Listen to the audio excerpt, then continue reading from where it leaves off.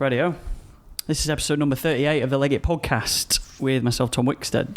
It's me, Andy Grant, and I'm delighted to say we have Brian Reade. I'm 38. Jesus Christ, I didn't know it was that far down there. Mate, I've been trying to get you on for ages. Yeah, well, should have been number 2, honest.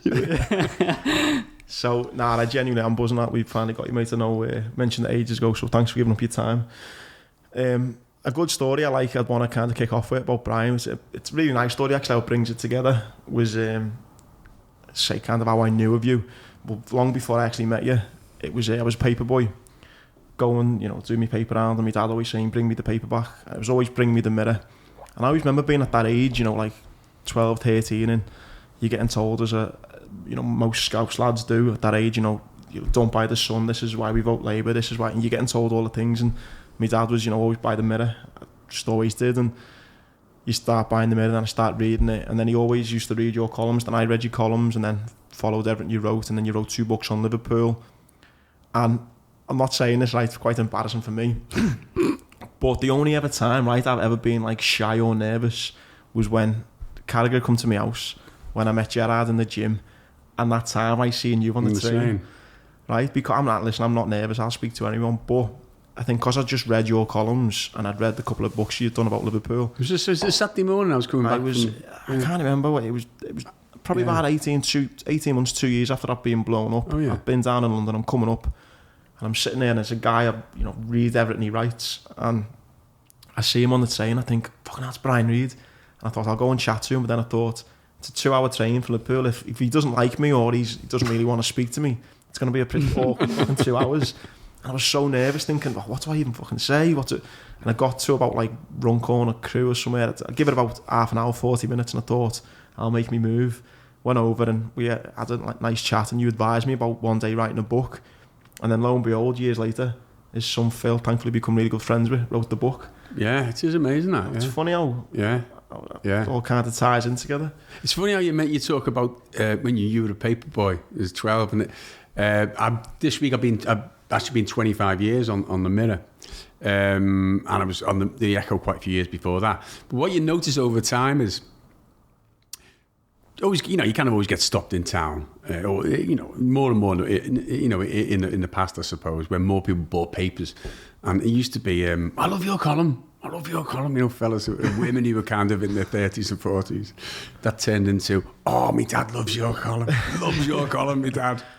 And the one I got the other week of this one was, oh, you know what?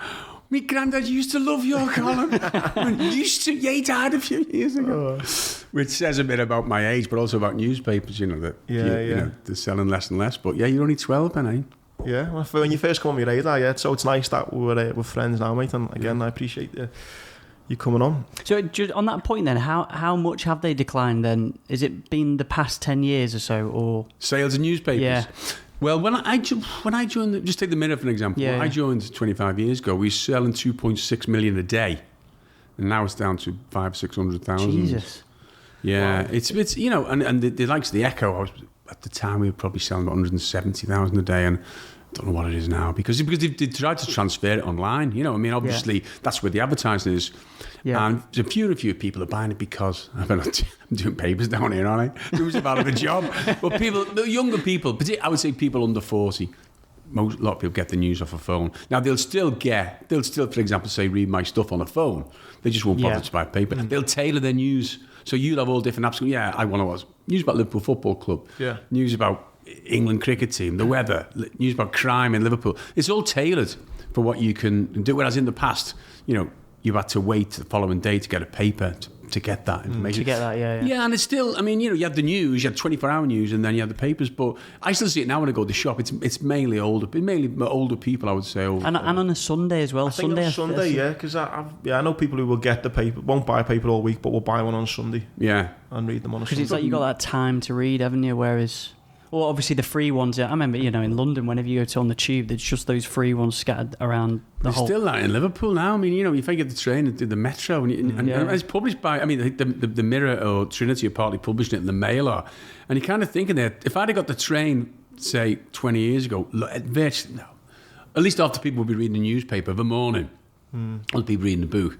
Now you're lucky if you see one person reading it, but they're all reading the free paper that we're actually giving them. So you know. Yeah. But it's like everything. It changes, you know. The world changes. I mean, the whole technology changes everything. How people get their news is different. But the good thing about newspapers is the brand is surviving online. So people, you know, there's still jobs for journalists because they're moving it online. It's still more, despite what everyone thinks, it's still more trusted than some, you know, I don't know, website that's been going for a few months and they're not even paying the journalists and they're making stuff up, you know. I know we're probably going to go into your story as such, but have you changed your writing as maybe people over the past, I don't know, maybe 10 years or so have become more, they just want something quick. They want a headline and they want a summary and that's all they want? Or is that not true at all? I wouldn't say that's true of my writing, or I would say most journalists, most columnists say, I mean, if I find it's a feature, you know, you're still going to make 2 pages, that's 1,200, 1,500 words. Sometimes you can you'll do short length pieces. I'll do a lot more. They'll ring me. Say an incident happens now. Right, we need a quick 100 words, 200 words off you just to sit with it. Comment on politics or football or something like that. But when I'm doing, say, I do 2 columns a week, I'll still do the same structure, a lead piece of about 600 words and stuff around it. Right. And, you know, little bits, gags really. And they'll, and then the paper will put the lead online, which is the stuff that people, if they want to, will pick up on and read, you know. Right. But I know what you're saying about attention span. I think that's part of it. I think people want you got a tweet now. I could put a column up which I think's really good. You know, or I think that'll interest a lot of people. That took me the best part of the day to make that one out. And if I I don't put everything up, but if I do, you know, say it could get a couple of hundred, or it could get, you know, 120, 150 likes, whatever. But I could just see a news story, think of a gag, put it on, it can get you 5 times that. Yeah. So the point is, people want it. Sure, they want it in sound bites. They want it. If you're going to tell me something, tell me it quick, you know. Denzel Washington done a great little thing, and after an awards night or something, and he says that's what's kind of wrong with a lot of journalism. It's people aren't interested in the truth and the whole story. People just want info and they want it now. And it's a case of not who's right, but it's who's first. And that's what kind of, I'm guessing what you meant. But thankfully you haven't. You've stuck to your kind of principles of your columns. But there are definitely other, I think that's where journalism's maybe, some people's eyes lost that credibility because of online. Yeah. Anyone can be a... No, that is so true. I mean, we get now, it kind of depresses me that I'll get people get in touch with you, I'm not reading the effing Mirror again because something so-and-so wrote down. I'll go, well, they're not even a Mirror journalist. But it's been on Mirror Online. And, you know, so they'll hire clickbait. They'll hire people for Mirror Online, which is still part of the same organisation, still part of the same paper, and my stuff will go on that, but they'll have their own staff, and they'll be chasing clickbait. They'll be looking, and to be fair to them, you know, the kids are not on great money. The job is to drive traffic because that's where you get adverts. They'll make mistakes. They make some terrible mistakes and embarrassing. They don't have the same checks that we have or had as journalists, you know. And you can get embarrassed by it too. You can think, oh, Jesus. But that is kind of the way it's gone. I must admit, sometimes it's depressing me when I see people going on the end of, say, the Echo. I mean, I worked for the Echo for the past 7 years. I've still got loyalty to the Echo. And it kind of depresses me at times when I'll read an Echo story. I don't particularly buy the paper, but I'll read the Echo online to find out your local news, whatever. And I'll see someone's done a story and think, well, that's not bad. Say it's about, you know, top 10 restaurants in Liverpool. Or 50 words Scousers say that no one else gets. You know, something like that, which is clickbaity. Sure. But people read it, and you read it. At the end of it, someone will go, who's never bought the Echo probably, who certainly doesn't buy it now, will go, is this journalism? Is this what you get paid for? I want to see this. Well, no, you don't, because you don't even buy it. But you're telling this kid who's probably on about, you know, not great money, who's been given it, you're destroying them, you know, because that's another thing that's happening in journalism now. This kind of, you know, citizens journalism where people could come at the end and say what they like, particularly women, young women, they can be quite vulnerable to it. Some of the things people can say, you know, if they've written something about beauty or whatever, or looks, really destructive. And I don't think that's fair. I'm not saying everyone, I think it's attracting that kind of people. That's a problem. It's attracting them to come on, so they get the clickbait thing.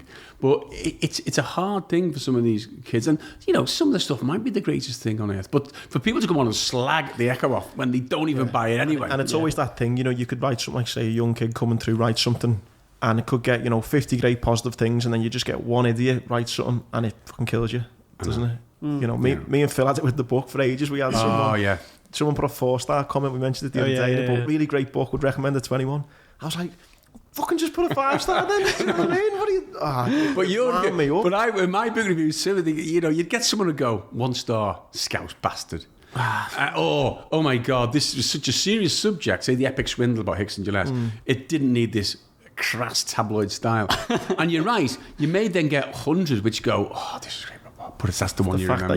That's the one you remember. And it's true. It's true in any form of life. Human nature. That, yeah. I tend to. I mean, the stuff underlying. I mean, apart from that, too old, it doesn't bother me. I just tend not to read it because I know they're going to get it. Yeah. See, I write about football, and people know I'm a Liverpool fan, even though I don't try and hide it, but I try and I don't rub it in people's faces, and I try and balance it out. I try and be as critical or praiseworthy. But you cannot get whatever I write about Everton. Not everybody actually. A lot of Evertonians, I'm respecting a lot of Evertonians. But you get someone and going, oh, Moscow, sure, red stripe from that. And you've said something positive, you know what I mean? Or you've said something negative, and it's like, I'm Man United fans, they're the worst. Everything you write, either about Man United or about Liverpool, is from your lens, you know what I mean? Man City fans, all you can do, Chelsea, all you can do is ignore it. Because if you took it seriously, you couldn't actually, right? All you could do is say, well, am I happy with that? I know the bias comes through now and again, but mostly it doesn't, because if it did, you couldn't really do it. You couldn't really do it in a national paper. You couldn't really get away with being, I'm a big Liverpool fan. You couldn't do that because people were, And has that ever kind of made you think twice about, or have you tried to be as honest to yourself, when you've never let it, that then thoughts of, oh God, I want to get slated for saying this. Have you tried to always? You always know if you're going to get slated for something, but that's not a reason not to write it. But I would say over the years, I mean, I've been doing a football column every week for about 22 years on the Mirror, and I would say I've probably been more critical of Liverpool, a lot more critical. You think of that time, what we've had in that time. In fact, we haven't won the league in that time. Probably a lot more critical than I have been positive. And critical journalism is a bit more interesting than saying, "Oh, wasn't that a great win on Saturday?" But people will still twist it and go, "You're not writing about them again, are you?" Yeah. It's a national newspaper, and you'll go, "But I'm slagging them off." You can't win, yeah. And that limiting your opinions is have you always tried to? Sorry, that's the wrong question I'm trying to ask there, but.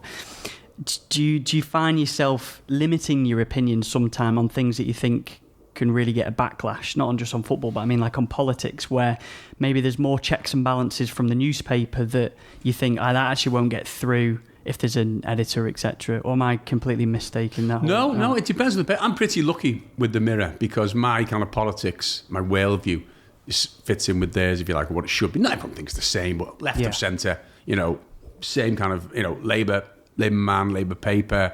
Doesn't matter if I'm left of what they think, as long as I'm kind of left. If I was right, wouldn't have a column on it, Breeze wouldn't want to read it.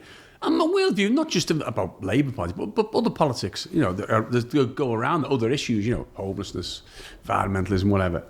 It's the opposite of what the Daily Mail would be. So I would last literally 1 week on the Daily. I got offered a job in the Daily Express once, and when it wasn't a right-wing paper, and I kind of went along with it so I'd get a pay rise off the Mirror. I was never going to go. That's the only way you got a pay rise, And I'd won some award, whatever, we'll give you loads on. Yeah, no chance. but I'll say, yeah. And then I'd go along and say, I don't know, I'm thinking. Yeah. And went, okay, we give them, all right. Yeah. But I thought afterwards, if they said to me, oh, no, go on, enjoy yourself on the Express, that's a great offer. I literally would have lasted maybe 1 or 2 weeks because you can only write what you think, and your targets tend to be, the targets I go for, fit in with the targets like the Mirror would go for. And the good thing about that is you don't really get censored. You get censored, what you've really got to watch, you get censored on taste, obviously, and legal stuff. Because if a tabloid column's supposed to be punchy and kind of, having a go, and, you've really got to be careful what you say legally. But I've had Elton John sue me, Cherie Blair really? sue me. Yeah. Oh, God, yeah. It didn't, in the end, we had to put an apology in. And it was over the weirdest thing. It was about how we looked at his 50th birthday. And he had this big fancy costume. And I basically this piss take, saying he looked like someone, an alpha going out in town of a Sunday trying to cob off with one of the barmaids. You know, he had the stud earring in. He looked like he was like, you know, those alphas, little old wine drinking mate. And just drew the picture, blah, blah, blah, the little thin type, blah, blah, blah. And he hated it. And he said, I'm ruined. This fellow's having parties all over the world. And he said, this letter arrived from Shillings, and they showed it to me. And it was like, this man, this Brian Reade, has ruined my client's 50th birthday. I thought, that's proud, that, you know. Have you still got the letter? No. It wasn't shown to me. And in the end, apparently, a couple of things that he hated. Sorry, he wasn't showing me to keep. Yeah. And what it boiled down to, what it boiled down to was, he didn't like me having digs at him. These power, and I said, what's he suing me for? Taking the piss. And he went, no, because I'd mentioned that he tried to. He looked like a fellow who would try and come off with the barmaid. And he said, I've been sober for X amount of years, and he's implying that I'm now drinking again. And I said, you are joking. And that's what gets me about the law. If that had been a normal fella, they'd have gone, piss off. Oh, go ahead, what are you after a few bob? Certain people, powerful people, like Elton John, he's not worth upsetting. He'll take us, we'll end up paying costs, blah, blah, blah. Let's just put an apology in and do it, you know, a kind of. It's literally like that. It's like madness. Honestly, I could say to the people I've had, Brian, don't do something on them; they will sue us. Jesus. And it makes you even more want to do it. Yeah, 100%. You know, And what do you then have to do? Does your editor then say, Brian, it's funny, I get it, it's a good article, but I'm sorry, no one. It's never stopped me taking the piss out of Elton John, but it's made them. Sometimes you go, don't go that far because he will you let it go down for a bit, you know. I mean, Cherie Blair had to go at me for saying that. Well, again, a Shillings. These letters arrive and they really do make your arse go. You know? They genuinely do. And all you can think of is, did I get the facts right? That I'd said that she, the eve of the vote on the Iraq War 2003, she'd rung round all the women, Labour MPs, saying, my husband really needs your support, please vote for it. She said, that didn't happen, bang. And I knew I'd read it somewhere. And long story short, Claire Shaw's had written about that in the book, and we got someone to back it up, so she backed off. But they kind of get to gag you, you know what I mean? Yeah. But what I'm saying is, over the years, you learn. You know. But what does get me is, as I say, the power of rich people to be able to say, but the newspapers will go, just back off, it's not worth it. Whereas if it was you two who'd said that, I seen a podcast the other day, Joe Rogan one, and he had a comedian on, an up-and-coming female comedian, and they'd done this thing called a roast where they have loads of celebrities on and they roast them. Yeah.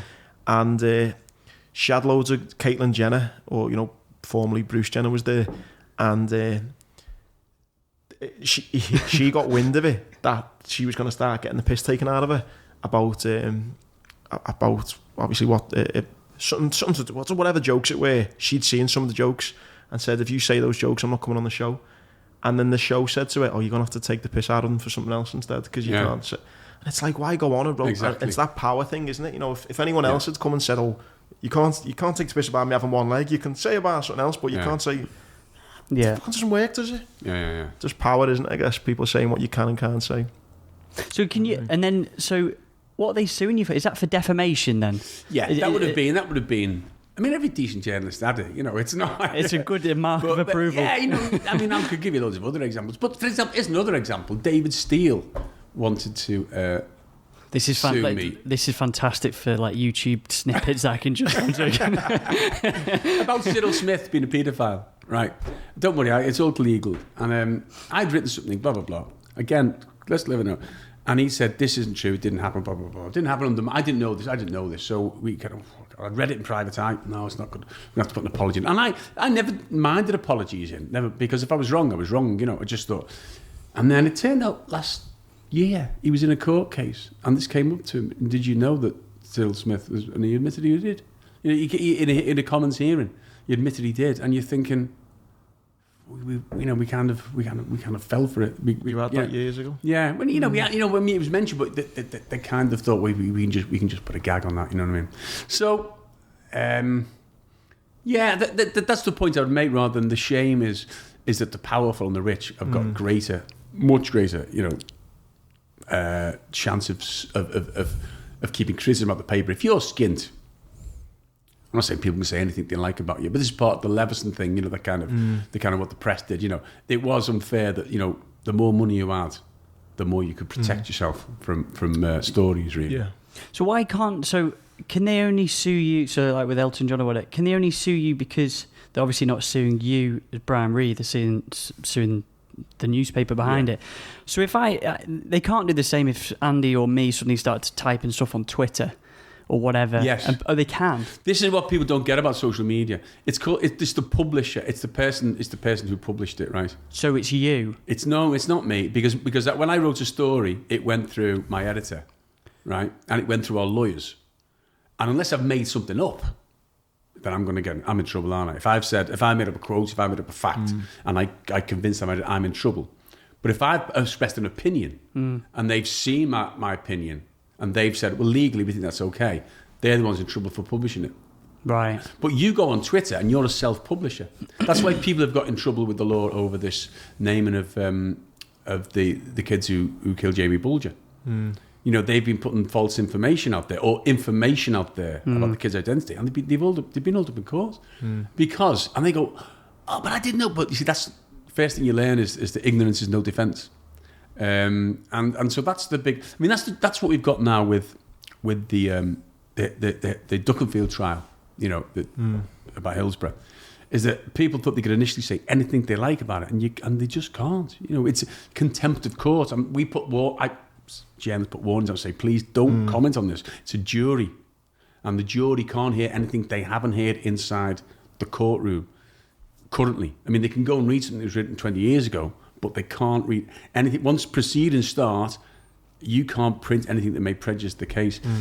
Right. And loads of people on Twitter don't get that, and why should they? They've never been trained in the law. They think it's just this is the vehicle for putting your opinions out there. But that's kind of the danger, and I'm surprised there hasn't been a lot more. I mean, it would be hard for the court to drag everybody up who said something libelous on Twitter, but it's just as equally suable, you know. It's crazy, isn't it? Yeah, the thing with social media and their opinions and what they can and can mean and the repercussions it then can have for something as big as, like you say. With me writing something in a paper that libels someone, it's the same as you writing it on Twitter. The only difference being they're more likely to go for me because they think the paper has got money to pay them. They probably, you know, you'd be all right, you've got loads, but... Yeah. No. I'd be Let that be a warning. People will be going back through all my tweets now for years to go, why you said this about me? No. You've got to be careful. I mean, that's what's happened, say, in the Labour Party, where, you know, there's been anti-Semitism now. Yeah. So you'll get right-wing... So I've known lads who've stood as councillors and you'll get right-wing newspapers going through, searching right through their tweets and going, oh, you said this anti-Israeli sentiment 6 years ago. And you've got... So all that stuff there doesn't go away. Well, Kevin Hart, the comedian, he tweeted something homophobic, didn't he? He said something years ago, about 10 or 15 years ago, and he got cancelled off an awards night. Yeah, it was, There's no context, is there? If you drag it up, and he's getting no defence to say, but I was only 41 at the time. I'm 47 now. Yeah. Right, so going back to we kind of skipped ahead there, but going back to you growing up, you Southender then? Well, born in Wavertree, yeah, and then when I was about 5, we moved up to Huyton. Okay. Yeah, so I grew up my teenage years in Huyton. Yeah. And do you count that Southend? No. Is it? I seen a debate on Twitter about this the other day where Huyton is. It's probably East End, isn't it? Is it? East End. Yeah. Although I've never heard Huyton people refer to as EastEnders. But I suppose it's like, it's on the cusp of Woolly 2 dogs EastEnder. So going through school, is journalism always the kind of, that's what I want to do? I don't think so, you know. I mean, like everyone at school, I was a Delasell in Crocky, so I was the North Ender in that respect. I was just playing football, aren't you, having a good time, and I mean, it was a good school, and you're bright going through school, obviously. I wasn't top of the class, but I wasn't thick, you know. I was one of those lads who took piss a bit and ended up getting through, you know. By I was quite good, but yeah, I was no big. I mean, even going to university, 1976. The idea of going to university was 3 years on the piss, really. You know, and if you got a degree out there, it'd be great. But I wasn't even thinking about a job, just a load of mates, having a good laugh. That's the one thing I wish I'd went to uni, and it's not for a degree, it's for that. Like, I think that's what everyone should be wanting to go and do, just experience that life. And back then it was different in the sense that no one, that's why I feel sorry for a lot of kids today. We got free grants, you know, so you'd get, like, you get paid to go and enjoy yourself for 3 years. You could get jobs part-time jobs in the holidays. You know, maybe the kids still can today, but it was kind of easy to get. Really, when you came back home, you get the Christmas post, or you get factories. You get a job in a BA, and no one was really worrying about getting a job at the end of it. It was just a bit of a freedom. Some of us were the first in our families to go to university, so there was no kind of parents going, "Oh, well, what are you going to do when you leave?" They were just quite proud, saying, "My son goes to university, my daughter's, you know." Little did they know that. And if you left, because they didn't know that he was pissing up against the wall. And when you left, I mean, I spewed it after the first year and went back again. They weren't bothered because they think, well, I didn't go, so whatever you want to do, you know. Yeah. But I think now there's more pressure on kids. Oh, yeah. A, we're paying, you know, or you're paying, you're getting out of debt. And being like a kid's now, I'll say to my my daughters now, and one's 15, and she's going, "Dad, I need to get something on my CV, you know, a part-time job." And I go, What? Your CV? What do you mean? "Oh, God, if it doesn't look like I was doing something that summer, like maybe voluntary work or whatever, or no, get yourself a Saturday job and get some money. That's a job, you know." Yeah. But yeah, I mean, but I had a great laugh at Warwick University. There was loads of, quite a few Liverpool lads down there, and we had a Good university as well. In fact, Warwick, isn't it? your name came up the other day. Stuart Wade works at Liverpool Uni. He mentioned you actually playing football. We had a team called the Scousers. Yeah, he was telling me about it. And it was very, very arrogant. We went down there and put this sign, because there's a few of us were mates. And you were a few years before him. yeah, it was a Sunday League team, and we said, and the team that the Roker Rovers and the Sexton's Pistols, named after Dave Sexton, and they were the two big teams. And we said, we're going to beat these, because we knew we had a few tasty players. So we arrogantly put this poster up in university. If anyone wants to win the Sunday League for the next 3 years, and they're from Liverpool, join the Scousers. And you know what? We didn't just win it for the next 3 years. We won the five-a-side every year too.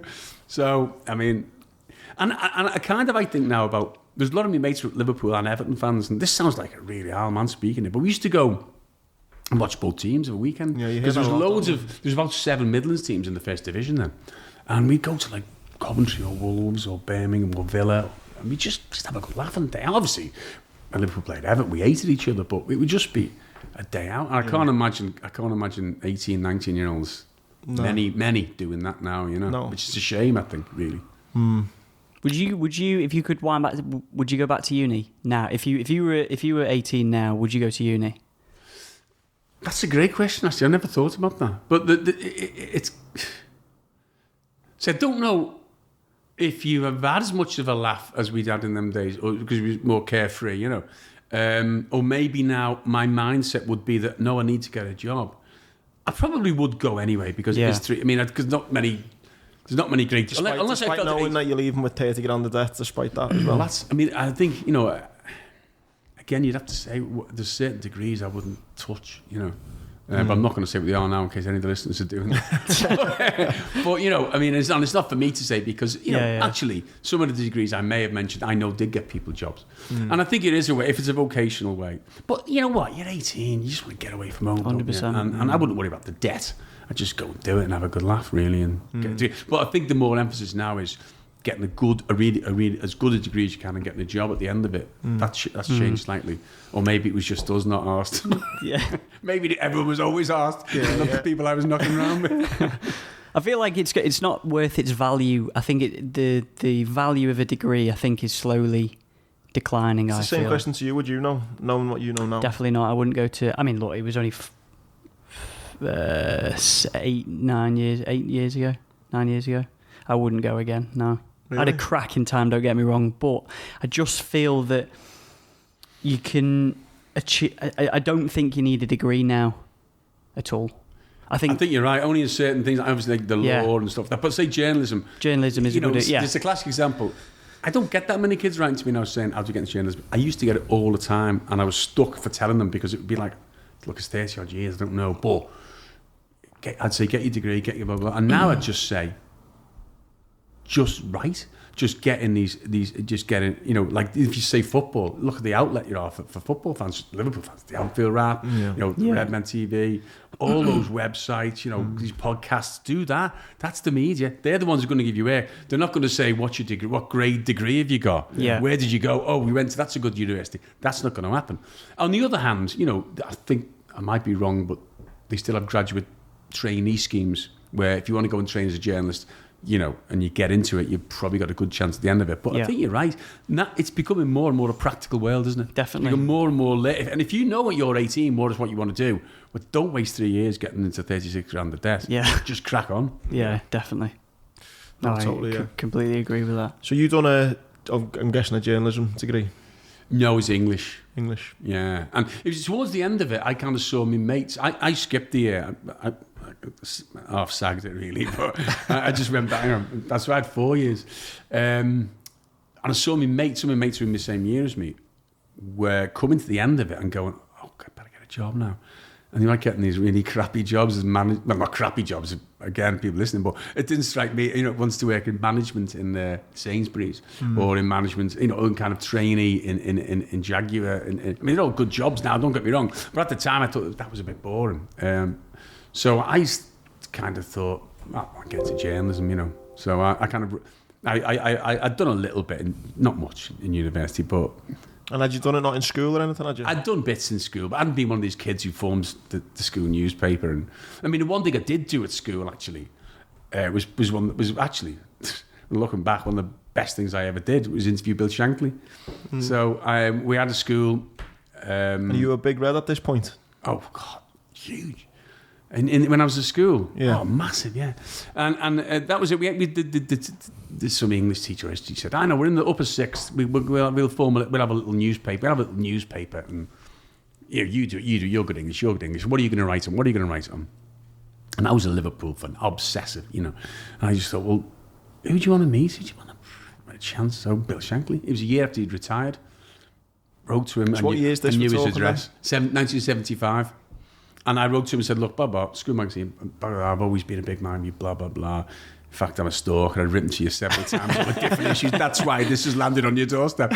And he said, yes, son, come down and we'll talk. I was like, no way. So I went, well, it was my first book, 43 Years of the Same Birds, and pictured me and Shankly on the front. Yeah. That was, went down to Melwood, July 75. And he just straight away, he just was like that, come on. But he was, Shankly, he was like that with, particularly the year after he left Liverpool, he didn't know what to do with himself. This is at the point where he's kind of been, pushed aside. And in some respects, rightly so, because they couldn't really function. They couldn't move on properly with his presence there. So he'd be training in Melwood after the players had gone.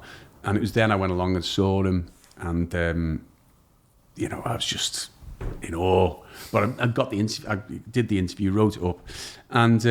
And yeah, that taught me to, God, how easy is that? Think of someone you want to meet and just write to them. But there's a lot of truth in that. And you'll know yourself about set a goal and go for it. Often totally off subject, just quickly on that, right? Completely opposite ends of the scale, but that thing of, if you want it, go and get it. There used to be this like mythical draft that you could get as a Marine, right? You could be based in Arbroath, down in Taunton, Plymouth, this. There was a draft in Diego Garcia, right? Oh, yeah. A fucking legit 2-year draft working in like the airport as fucking security in Diego Garcia. And you're just in the Indian Ocean every fucking day on fucking jet skis and everything. And everyone was like, you never get it. Fucking, it's like rocking all shit. It's important. You put in for it, you never get it. And so one day some lad turned up in Arbroath where I was. And I said, have you just come, have you, from 4-2 commando down in Plymouth? He said, no, I've just come back from Diego Garcia. I went, fuck off. That place, how did you get that? And he said, mate, that many people say, you can never get it. No one actually puts in for it, because it's like, you'll never get it. He said, I just wanted to go, so I put in for it. Fucking 2 weeks later, I was like, you're going to Diego Garcia. So there definitely is something in that, you want to do it, boom, that's my goal. And I suppose it taught me the first lesson of journalism, really, is that, don't be afraid of getting knocked back. Again, it's a truism life, isn't it? Success, failure is the father and mother of success, as they always say. And don't worry about it, because what have you lost? And over the years, it held me in good stead in terms of, I then thought, throughout my career, when I had a chance, I thought, who do I want to meet? Because, you might as well use it. So I got to meet some of my all-time heroes, Muhammad Ali, Dennis Skinner, Paul McCartney. Now, they weren't all to do with me saying, writing to them, but it was kind of pushing and going, look, can we do that? Can we have a, can we do that? And occasionally just phoning them up, and saying, go on then. You know? And also on that point, a lot of times when you put people on pedestals, don't you? But actually, they're not that difficult to get hold of. You can find a way to get hold of most people, I think, within reason. I think you've got to be persuasive when you get hold of them. Yeah. You've got to sell it to them why you want to do it. So, say with Shankly, I laid the flat on him. I said, it's a school magazine, blah, blah, blah. They want to feel as though you're, okay, yeah. There was, someone's just rung me up and I'm going, okay, come on, mate, come down here, we go for a pint. Yeah. But sometimes, and I suppose if you work for a newspaper, you've got a kind of way in anyway. You've got a reason to be meeting them. You've got to, but yeah, it still comes back to the same kind of thinking. Unless you ask for something, you're not going to get it, are you? Mm. What was it like meeting him then? Like, just because, I can just imagine now meeting Klopp. I've never met him, but like if I did, I probably wouldn't like when I met you. I'd be thinking, fucking half an hour, what shall I say? Like, But I think it was even more so in them days, because if you think about it now, we have so much more access to managers, don't we? They're on the telly all the time. You hear stuff about them. They're turning on, they'll turn up at sessions, with fans, etc. Someone like Bill Shankly, you hardly ever saw him. He's kind of almost godlike figure, really, even though he was accessible. But obviously to a teenage lad, I'd be about 17. It was just fantastic, And I was kind of, at first, I was a bit tongue-tied, really, But he was great, He must have knew you were nervous then, and, Yeah, of course he did. I remember the first story. He tells a story about. He says, "Tell us, that's a fun." I'm not going to do the accent. People do that. Tell us, that's what kind of school's that? And I went, well, it's a school in Crockton. He said, "Did you play rugby?" I said, "No, play football." He said, "Oh, thank God for that." I said, "I hate rugby." He said, "I turned up at the RAF once in Wales." He was trying to make me feel at home, And I said, first thing I said was, "Where's the football? I want to play football." And he went, "This is Wales. We don't play football." I said, "Well, what do you play?" He said, "Rugby." He said, "Give us a rugby ball." So they threw him a rugby ball. He said, "So I tried to squeeze it into a football." And he's telling me the story. And he's looking, he says, "Son, I tried to squeeze it into a football," expecting me to laugh, but I was so nervous. I went, "And did you?" And then he said to me, "Jesus Christ, son, tell us how. Did you say it was a special school?" His wit was there, but I wanted to ask him questions about this best, the players who was the best player he'd ever had and things like that. And some of the insights he told us, he didn't really do that many interviews. Me and Bill Shankly, because as I say, they were, they had their own. Back then, managers would have their own. There'd be a press pack, and this would go on. Again, in the late 80s, then I was working as a football writer on the Daily Post. Not full-time, but I was a sub-editor and I would do match reports. So you'd still see the tail end of what the press pack was, with Dalglish and Dalglish being manager. There'd be 5 journalists, the Mail, the Sun, the Mirror, the Express, the Sun at the time, and the Daily Star, and they would, and the Echo, and they'd get it all. They'd get it all and they'd pass it round. The media demands now on some of these managers. Don't get me wrong, they get paid for it, but it's phenomenal. You look at a club like Liverpool, the media request that must go into Klopp every week. Oh, yeah. Must Madness, be dozens, Did you feel at the time it was a scoop, like, to think, did it dawn on you as a 17-year-old, I've just interviewed, Shankly? It was more, it wasn't, I wasn't thinking in terms of scoop, I was just thinking in terms of personal. I've met him. Yeah, it's really cool, yeah. That to me, I've spoken to him, and my mate came along and took a picture, and there's a pair of us standing there, and there's a shitty old picture. But again, many years later, when I wrote a book about following Liverpool, I thought, well, that's got to be the front cover, isn't it? My Birmingham bags, my big platform, it looked like something out of Slade, shaking like that. Yeah. And then did you move? So obviously after university, did you move on to like a local newspaper? Is that because? Yeah, in Reading. Because I watched an interview with Jeremy Clarkson a while ago, and I know he started on like a Sheffield local newspaper, and then suddenly one of the editors gave him a story to write about cars, I think it was, and then he took that route and headed down that route, and obviously he is where he is. But did you get that sort of route of football to some extent, or not at the start, or was it like everything and anything, like Mrs. Smith's crashed her car? I did my training in Cardiff, 1980, so I was coming up 40 years next year, and I got the job in Reading Evening Post. It wasn't too bad a place. It was handy for London, but it wasn't that great, Reading, really. And I hated being a local reporter. I just didn't have any much interest in it, really. I thought, what have I done? This job sounds great journalism, but I'm actually doing some of these stories just boring me. I've got no interest in Reading. I've had to remember 1981 when the riots were on, the Toxins riots were on. And I'd just seen it on the news. I'm from Wavertree, so I'm half a mile down the road from where this is going up. Unbelievable. And I'm like, what's happening back in Liverpool? There's Smithdown Road, there's go, Jesus. Couldn't believe it. And I had to go cover this story at the Wokingham Parish Council that night where they were discussing, these Tories and Liberals were having this big argument over the size of their conservatories. And I'm thinking, and they're all looking rich, they're all looking wealthy, they've got nothing to worry them about the size of their frigging conservatories. And I'm thinking, Toxted's going up again tonight. And of course, 1980, the disparity between the likes of Liverpool and Wokingham in 1981, when Thatcher's been in power for 2 years, it was frightening. And I just thought, I got up and walked out. I couldn't handle it. I just said, this is... And as I left, I went, this is doing my head in. We looked at it. It was this upstart from... And I just came out and I was like, I thought, I'm in the wrong job here. I should be back necessarily writing about the riots, but I thought, what am I doing here? Yeah. Who gives a shit about the size of the conservatories in Wokingham? Which is not important. And of course, I was wrong in a way because they were selling newspapers on the back of it. But after a while, I left journalism. I got bored with it. And I went away with a mate. We went away to Africa, me and a mate, and just for a few months. And I got a bit bored with that. I missed going to the match. So I came back to Liverpool and eventually got back into journalism, but in a different way, yeah. How much was the match a kind of part of your life with uni and journalism and your new career?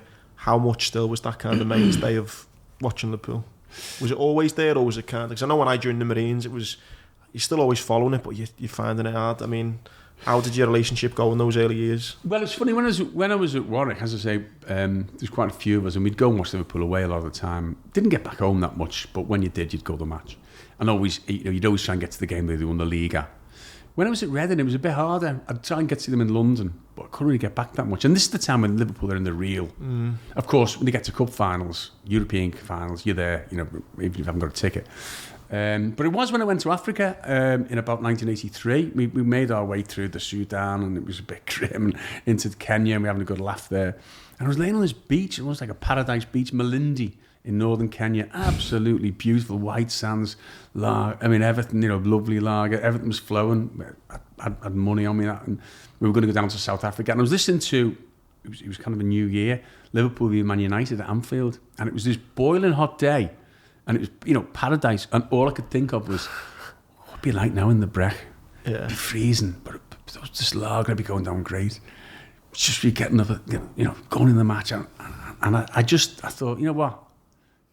I'm going to fly back to Liverpool in January with no job in 1983. And the city was on its arse because I'd had enough of paradise and I'd had enough of the sun. And, and so, yeah, I remember thinking that was the final straw. When I think they won that day too. So I was getting all envious of everyone in the pub afterwards, and they couldn't compensate for being... How funny is that though? You're thinking everyone will, bite your hand off to be where you are, and yet all you can think about was being back at Anfield. But I suppose it's, the grass is always greener, isn't it? Yeah. And sometimes you need to get things out your system.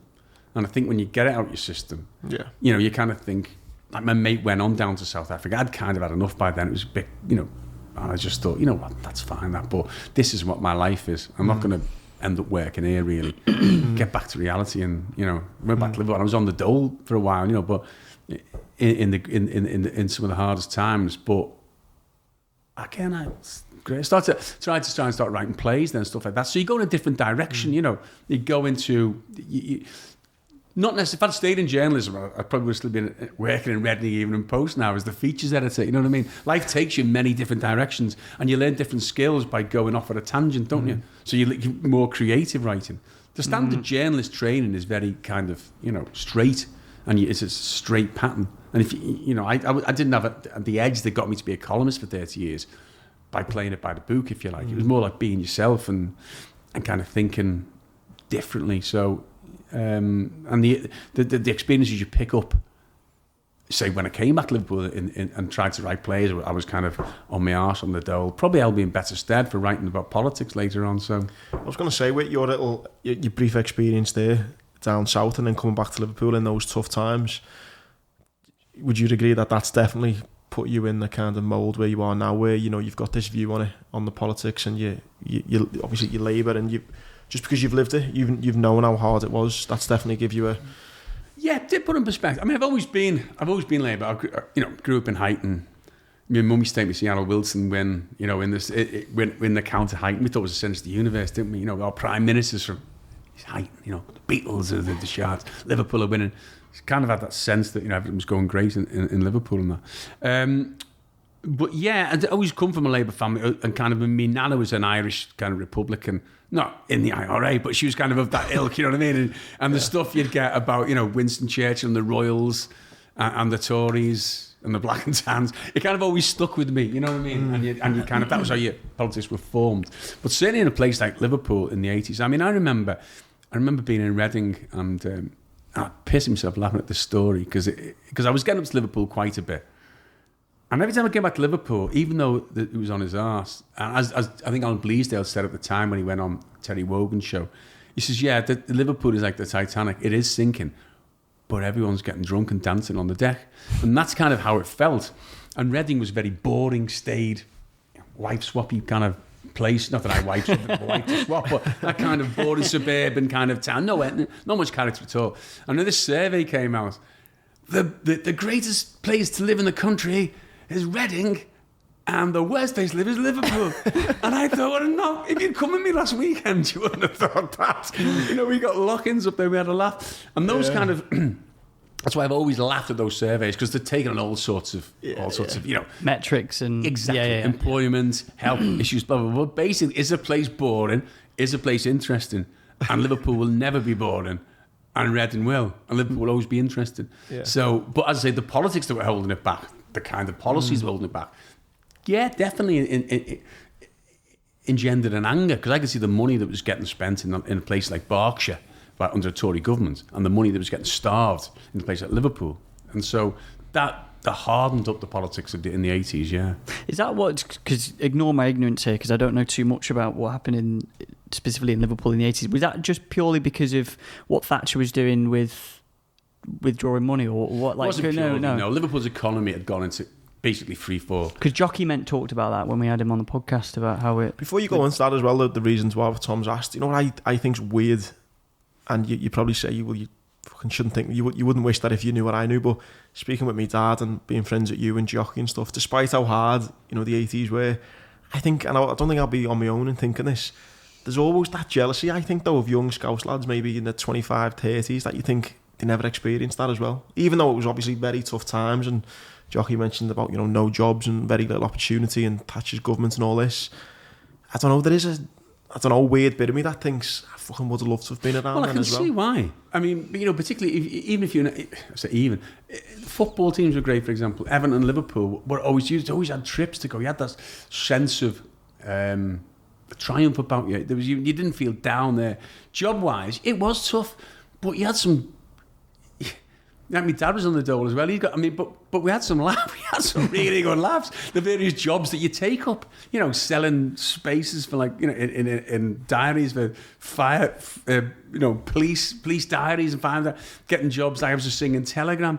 I taught English at night school in Scotty Road. Let's hear more about that. It doesn't matter. But I was just singing Telegram. Yeah. What did you have to sing? I used to do the odd impressions, so used to things like Cliff Richard and I'd book myself in. It was called a Wandering Minstrel on Dale Street, and it was a tenner ago. And he'd send me, right, there's the 21st tonight, and 30 or something. I was remembering, you've got to go in and pretend you're Cliff Richard, saying congratulations at a wedding. I mean, no problem, I'll do that. Yeah, and I had no props. But I had a pair of old sunglasses. And my sister had this really crappy jacket, and I put that on and burst in. I don't know where I got the confidence from. But I burst in and saying, congratulations. and do it all. And after a while, they'd go, it's not anything like Cliff Richard, look at him. By the time they said, oh my God, I got me tenner. But that means you kind of, and I ended up teaching English. I'd never been a teacher at O&A level in Scotty Road, night school. And that was a great laugh. And eventually then got, but you can only do that for so, I was lucky my uncle had gone to America, and the family house, terraced house in Tiverton Street, Wavertree, he let me have that. So I kind of, it was a terraced house, you kind of said, just take it over. And I wasn't. So I got out from living with my mum and dad, which was doing me head in, obviously, at my age then, in my mid-20s. Although everyone seems to live there till they're 35 now, don't they? Phil, for example. But but no, so, I've got to say, you did, most of it, you found a way of getting money for a start. So I can see the enviousness that, but I always remember my mum saying, the best time she was during the war. And she was a teenage girl in Liverpool, and the Yanks were over. And she said in the laugh, she didn't go into much detail, but the air of kind of danger. But also Liverpool was a vibrant port and hub of with the Yanks coming in, the army and all that. And she said, if you were 16, 17, there's all the dances going on, all the drab English fellas standing on the side, and the Yanks are having it up dancing. And I can see that. There's always, in the bad times, if you've got the right spirit, you're going to have a go. You're not, as I say, I go back to that, Reading could have been the richest place, but I still struggle to have a laugh, Yeah, totally. I think, when people used to go to Headley Court and see all the injured soldiers, you'd go in a room, there'd be 20 fellas, there'd probably be about 4 legs between us, but it'd be fucking great. You're all together, you're all up shit creek, but you know what? Some great memories from, I think when you're going through that struggle, isn't it? It brings that, and obviously girls, Liverpool did struggle for a lot of the 80s. That's probably where the envious comes from. The envy comes from. And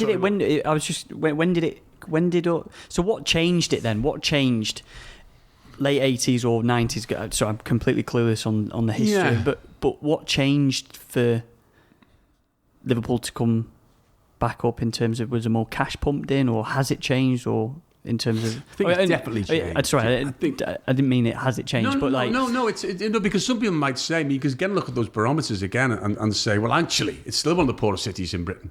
On some scales, the poorest. Is it still? On certain kind of factors, right. In terms of, I think you look at some child poverty. You look at areas of Liverpool. Life expectancy as well. Still life expectancy in certain wards. Or areas like in Knowsley and Huyton, etc. Bootle, I think it's still one of the most deprived areas, I think, in the UK. Riverside, it's got... I'm not going to say for definite because someone might pick me up on it, but there's certain pockets of Liverpool where deprivation is its highest. So whereas you look around the town and go, oh my God, we never had so many great bars, we never had so many great hotels, it's never looked as good. People are coming having a fantastic time. That's true. But there's still parts of Liverpool, as you would expect, as there are in many cities. In any city, They're rough, but... It says here, on average, the people Liverpool could expect to live... I don't know where this stats come from, by the way, but for only 58 years, significantly lower than 63 years nationally. That can't be right, can it? Yeah, you're looking at their 1962. Yeah, I know, yeah. But yeah... So, was it... Brian, was it the 80s then? So you're growing up and it's just that... anti-Thatcher, anti-Tory, it's just, I'm guessing, just bred into you from... Yeah, I think it was in there, and then you saw it, you kind of saw it. I think there's a sense of... Got your face rubbed in it a bit, really. The kind of, the treatment, that famous quote from a Tory cabinet member who, I think it might be Geoffrey Howe, said, maybe the solution to Liverpool, Merseyside, is just let it have managed decline. There's a sense that, okay, we didn't help, some people say we didn't help ourselves with our kind of attitude to fuck you to the rest of the country. And at the time, we would do, again, all the Liverpool writers were dominating television, so you'd have Bleasdale doing the black stuff, kind of the drama of the era which kind of encapsulated the misery of Thatcherism. Brookside was out there having a go, then we had kind of Derek Hatton, etc., having a go. We looked like we got a lot of people's nerves, if you like, but we were actually taking a stand, having a go. And you sense the more you did that, the more they thought, let's write them off. So it almost became a kind of war, really. War kind of. We knew it was happening. They knew it was happening, and we never expected any favours. We weren't given any favours. But eventually Liverpool kind of picked itself up. It worked its way through it, I think. Obviously it helped with Thatcher going. And it did help to an extent when Labour came in. And, people can knock the Tony Blair's government for a lot of good reasons. But we finally had people back who cared about the area. It's just as simple as that. If Liverpool's written off as an area for the Tory party, they don't need to do anything. They don't need to do any efforts. For example, Manchester benefited greatly at Liverpool's expense because Manchester was part of a region which had a lot of Tory seats in it. Bury is one of the big marginals. So say, for example, you look at Manchester City now. One of the are Manchester City are where they are, you can take that back to, I think it was the 1996 election. It was certainly a John Major election, maybe 97, when Blair came in, where they were under pressure. Manchester wanted money for the Commonwealth Games. They give them 50 million because they wanted to keep on the good side of all those. They didn't want to write them off. They wanted to know that Tories could do something for an area like Greater Manchester where those marginals lay. And that money, now Liverpool had asked for that. They just said, go away, because it wouldn't be politically expedient. There'd be no reason to give Liverpool any incentives. And you set yourself up like that. Whereas Manchester, say, played the game a lot, you could say cleverer, or they had the kind of, they had the hinterland, which was more mixed than Liverpool's. They weren't going to give us a few favours because parts of Wirral might have voted Tory, but they were going to give it to Manchester because parts of Greater Manchester could vote Tory, even though Manchester itself as a city is very Labour. So it's things like that. Liverpool fell behind because I hate the way that something's so short-minded and that people just don't play the long game, and that it's just as just that thinking of that 4 years, or however it might be, to try and win that. Do you know what? Like, it's so frustrating sometimes that. But it's politics, though, right? Can you give us back? So I think under the Labour government of the late 20th century and the first 10 years, we did get things. For example, we got the capital culture, which actually superficially, I think, did a lot for Liverpool's self-worth, Liverpool's self-belief. Actually, it didn't put a lot of money directly into the city. But it said to them again, you know what, all those years of everyone thinking Scouts are just a bad joke, let's just take the piss out of Scouts, getting nothing off us. Showcase yourself to the world. And it gave a lot, I think, of course, the European money, let's forget about, we're talking about the Brexit now, but European money massively helped Liverpool come back, because we'd fallen so far. We were on a par with parts of Portugal and Greece in terms of our gross domestic product. Liverpool was one of the most poverty-stricken cities, areas, regions in Europe, right at the bottom, with parts of Portugal. So the objective one status money that we got massively generated, rebuilt the city centre, started the airport, things like that, helped the Albert Dock. So it was Europe that gave us, because we'd fallen so low in the 70s and 80s. I think it was a collective self-belief that came back. And younger generations came through, I think, and didn't see it, hadn't. So kind of, if you're coming through under Labour government and they're rebuilding your schools and they're rebuilding the hospitals and they're kind of equally distributing or trying, we've got 6 or 7 Labour MPs in government pushing our interests, and you're getting a bit more favours, you kind of don't feel as hostile to the outside world as you did. I think I noticed the hostility that we felt in people in our 20s in the 1980s. I don't feel, it may have come back since 2010 with austerity, but say in the first 10 years, people who were in their 20s, maybe yourself, you thought, well, life's not too bad in Liverpool now, not as bad. When has been the time then you feel like it's changed the most? Liverpool. Yeah. I think it's for the good. No. Yeah, I think it's changed. It's changed. As I go back to what I say, it's changed on different levels. Liverpool city centre is unrecognisable now. Yeah. I'll give you an example. When I joined the Mirror in 1994, I always remember girls off the fashion desk came up to us, and they were coming up here a lot then to do shoots for Brookside. All that's on Brookside. Brookside was quite a big soap then. Did quite a lot. So they were coming up here to do shoots with the actresses. And they said to me, finally someone from Liverpool who's, so tell us, where's the half decent hotel, never mind the decent one. And I got all offended. I went, you what? Liverpool? Okay, tell us. And I thought about it. There weren't any. I couldn't say the Adelphi. I couldn't say at the time the Holiday Inn. I couldn't say there was, what was the other one, the Thistle. There was about 3 or 4 hotels, and they were just bog standard. Whereas Manchester, Leeds, they would have a lot of hotels.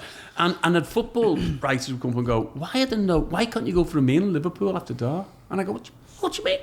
Well, there's that Italian one down in Matthew Street, which is still going, And I went, yeah, but... And I was thinking, well, no, you don't really go... the kids in Lark Lane, but, but there weren't really... Liverpool had loads of great pubs, you could still have a good night out, but there was no real restaurants, there was no real culture. There's no real kind of restaurants. So outsiders, not even outsiders coming in, they kind of struggled. who outsiders come here to work.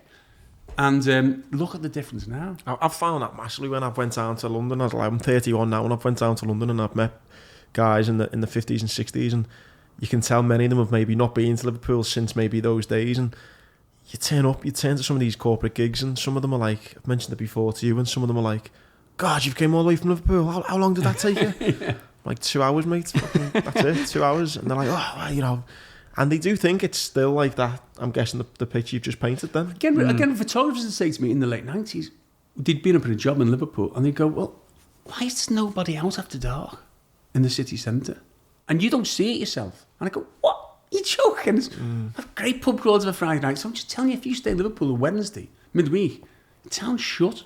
And probably in the late 90s, looking back, it probably was, because most people were drinking at weekends in the pubs. There was no people were staying there on business. There was certainly not many people going out for a meal. There was the Bernie Inn at the Pier Head, and there was the Italian one. And, there wasn't really that culture of it now. So that's quite a phenomenal change. And I noticed it when Liverpool started getting the party conferences. So the big conference centre, the Echo, that's brought such a big change to Liverpool. Right, because it's not just people coming up here to watch a football match or a concert or have a cultural weekend on the ferry. There's people coming here to work, 5,000 to 9,000 people at a time. Big conferences, teaching conferences, party conferences, international conferences, and they're filling out the hotels. We've got enough to host a party conference. You've got to have at least 9,000 hotel rooms, right? Jesus. And we've got them, so that's shown. Otherwise, they wouldn't get a conference. That's why the conferences now are in Liverpool, Manchester, Birmingham, and occasionally kind of Brighton. So only about 5-6 years ago, so journalists be coming up, top London journalists who I thought must have been to Liverpool many occasions. And they meet for a pint and they go, Jesus Christ, I never knew it was like that. Yeah. And I go, well, you must have been. He went, well, I came to a match once, but I only went to Everton, and then I got out. And you think, well, they probably didn't have much. Liverpool's at the end of the line, isn't it? So unless not many people coming up here for business. Definitely. So they were coming up to see a conference, and they were staying, in the Malmaison, or they were staying in the hotel. They were having that lovely walk along the front. They were seeing it. They were seeing the nightlife. They're going, God, I love this place. This has got such a buzz about it. Did you find with that then, when, let's jump ahead a second, as your, journalist and fellow professionals then are then getting this view of Liverpool, did you see people as a journalist, did you see people's perception change? Definitely, yeah, definitely. I'm not saying now they still, no one thinks, it's like Paris. I'm not saying they still don't come out with the stereotypes, which, I'm not going to repeat, but that kind of it dilutes with age. I remember, say in the 80s, 70s, Glasgow had this terrible reputation for violence. Sauchiehall Street, you get slashed on Sauchiehall Street. No one's with that. Glasgow was just whoa, and all the jokes were about the jocks slashing you with knives and whatever. Then they had the cultural overhaul a bit. They had a kind of capital culture, and the perceptions changed slowly, generationally. Now I remember in the 80s, Liverpool, I knew exactly what was going on. Political correctness came in, and I don't even say that in a bad sense. In a good sense, it meant that your standard comedian couldn't stand up and tell jokes about mother-in-laws, Irishmen being thick, Asians living next door. All that kind of stuff had to stop overnight. It kind of, so all these comedians, they could still do it in men's clubs. They couldn't do it on the telly. They couldn't do it at the festivals and that. And this new generation came through. People say the Ben Eltons, but the alternative comics. But the other side of that was with comedy, you've got to have a punchline. There's got to be punchlines at some point. And I'd been like the Edinburgh Festival covering something. And the percentage of Scouse jokes was phenomenal. So if you wanted a joke about a lazy person, a robber, a whinger, the punchline was a Scouser. They had to switch it. If you wanted a joke about thick people, you'd say Irish or whatever, Whinging people, the mother-in-law. And it kind of switched, and I could see it. And it became acceptable. And including Harry Enfield, the Scouser on the telly. We kind of played into it a bit ourselves, I think, with some of the stereotypes. I mean, Carla Lane's bred. Liverpool wasn't innocent. It played into that kind of thing. And some of the comedians themselves. But I noticed it. I thought, how do you get out of this? Because no one's going to say you're banned for saying a race. Because it's not a race. Liverpool isn't a race as kind of, Irish, kind of, certain Asians are racist. Yeah. They couldn't say, so they could get away with it. But it became kind of institutionalized kind of and almost acceptable. You could say all this shit about Scousers. So every time you went outside Liverpool, you get the stuff about the robbing. You'd get those stupid emails saying, you know, me car, you know, me hubcap's missing, or me weird off my chair's gone. And I got the point when I just said, "Is that hey, that's a bit boring, that, isn't it?" You know what I mean? But it was that old kind of dilemma. If you kind of had to go back, you had a chip on your shoulder, and if you laughed it off, you were encouraging it. So it was kind of, but that was a phase that Liverpool went through when it was on its arse and when it was being bolshy, and we could get it, and all the stereotypes in comedy kind of fell. Well, there's your target. It's Scousers, isn't it? But then I think I go back to it about generational thing and stereotypes diluting themselves. Most kids today wouldn't laugh at thick paddies. They wouldn't really get it. They wouldn't think. They'd think the Irish is more kind of sophisticated and blah blah blah. You know, but what you're so funny. And all the stuff we can't even go into some of the other stereotypes. But with Scousers now, I imagine someone who's 22 who's come up here from Bournemouth, for example, doesn't think every Scouser's on the rob. Doesn't think everyone's Scouser's wins. Doesn't think everyone's Scouser's. You know. And it is definitely that. Literally, when you said that, I thought to myself, how often I used to say a joke, there's an Englishman, Irishman and Scotsman. Yeah. I've not heard one of those jokes for ages. Because people wouldn't really get it, would they? No. You know, all Scots fellas are tight, all Irish people are thick, and all English people are whatever, you know, done up with a Scots. It's funny you say, yeah. So in other words, attitude, it goes with time. So now, I mean,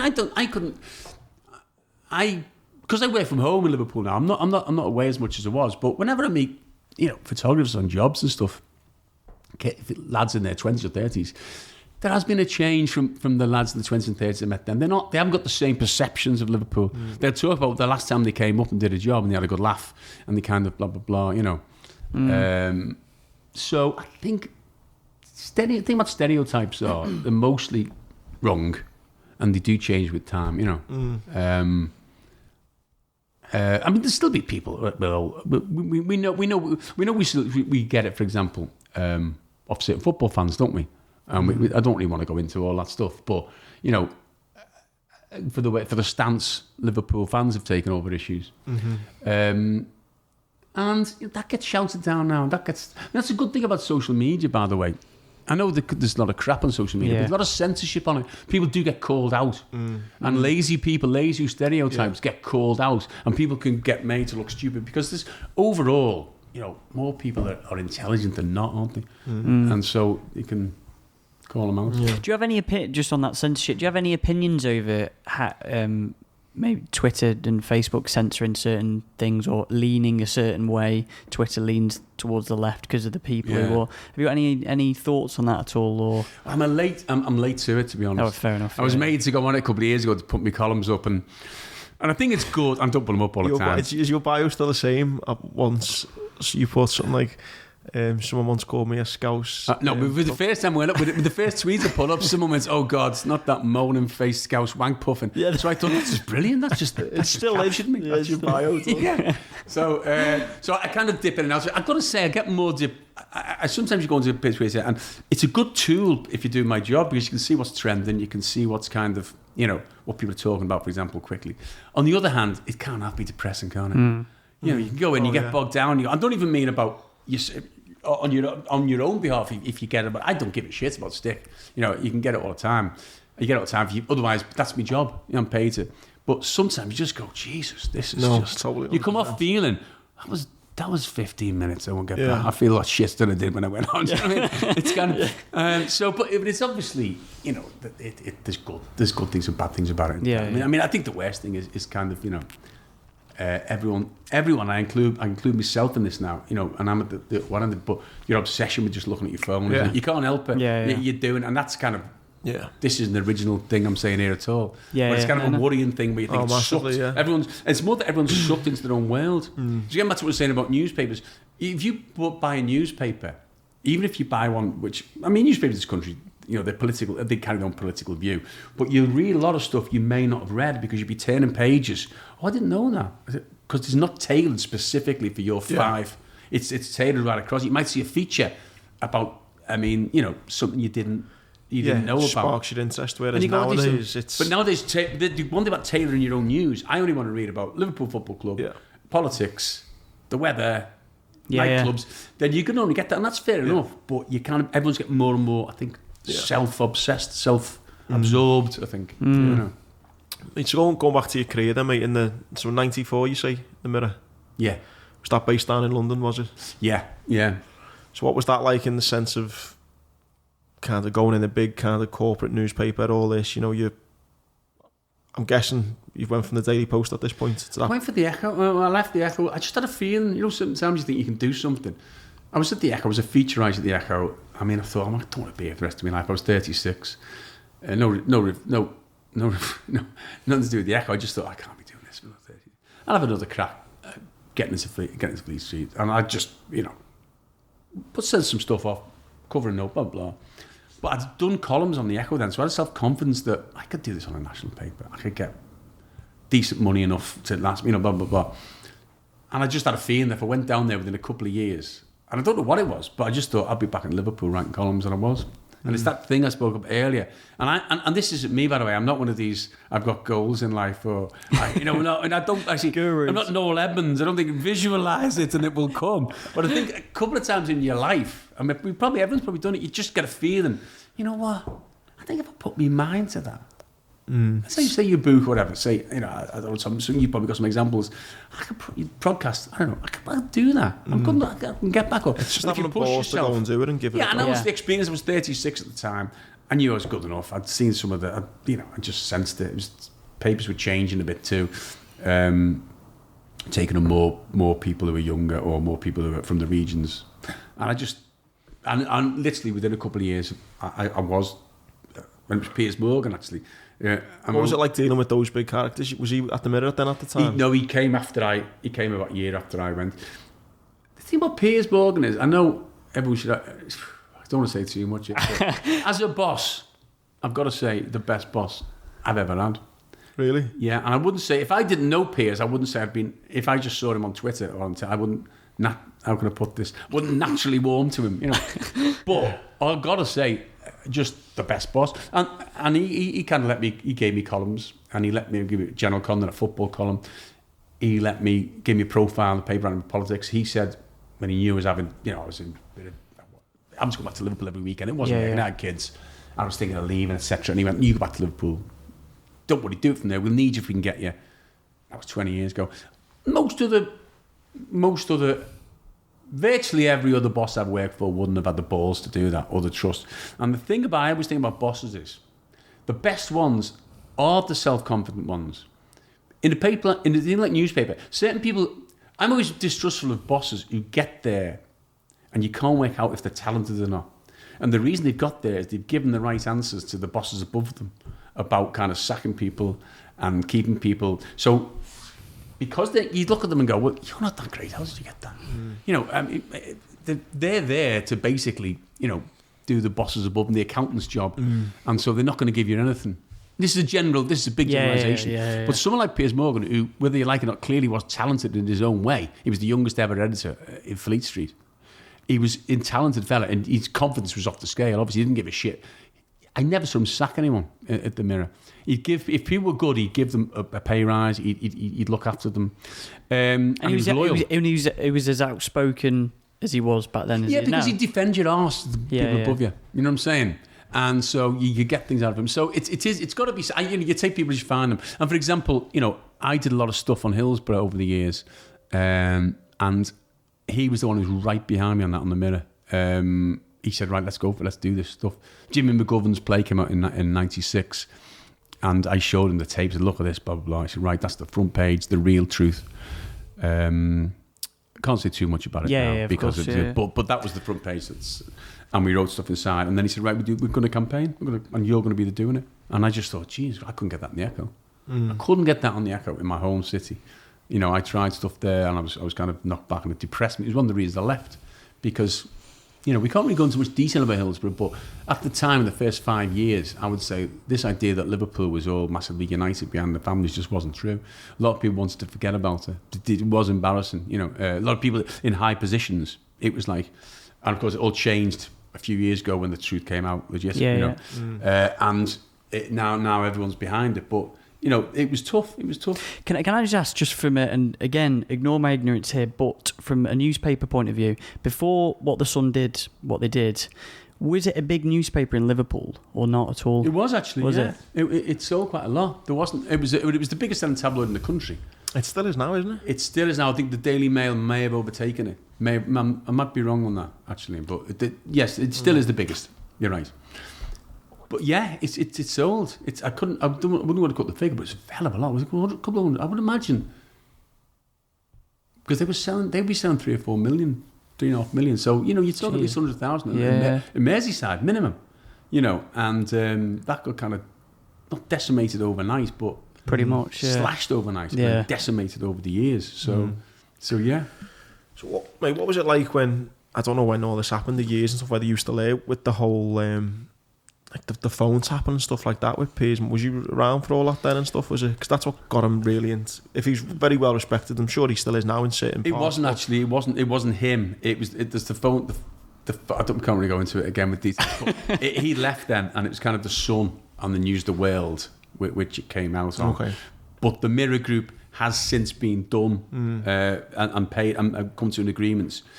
And I got to say, I wasn't. Sorry, I'm getting out of it. Yeah. I didn't know how to do it. It's not like it's dropped you in it there. No, I didn't know anything about it. That's honest. And I had friends on obviously loads of friends with reporters and features. If it was going on, I didn't know about it. I didn't. I think we must have been a very small, as in 1 or 2 people who may have been using that method. Yeah. No, what I was trying to get at though is, what was it like being a journalist in and around all that when all that's going on, and you, like you say, you're not aware of it, and it's all like, and then people's perceptions from the outside. What I'm trying to get at, like, how did that? How was it for you being amongst it all? Not saying you ever were accused nothing, but I mean, being labelled a journalist. I think that came later. I think there came a big. The phone hacking thing only came out a few years ago. So at the time when it was going on, no one was aware of it anyway. And to journalists, were doing it, it probably just seemed like another news gathering. Yeah. I mean, there'd be some terrible ways of journalists getting the stuff. Television journalists as well, going through bins and finding letters. We know all those stories. Yeah. I think when it was happening, journalists were told to do it. They were just seeing it as another news gathering, which is as bad as that is. But I think journalists genuinely, and still do, tabloid journalists had a bad reputation, and still do. And I'm certainly not going to defend it. And I'm not defending. I hope you don't think I'm defending Piers in any way about anything he may or may not have done. I was talking about when at the time when you worked for him. Yeah. When I worked for him as a boss, and I don't just think personally. And I think it's not.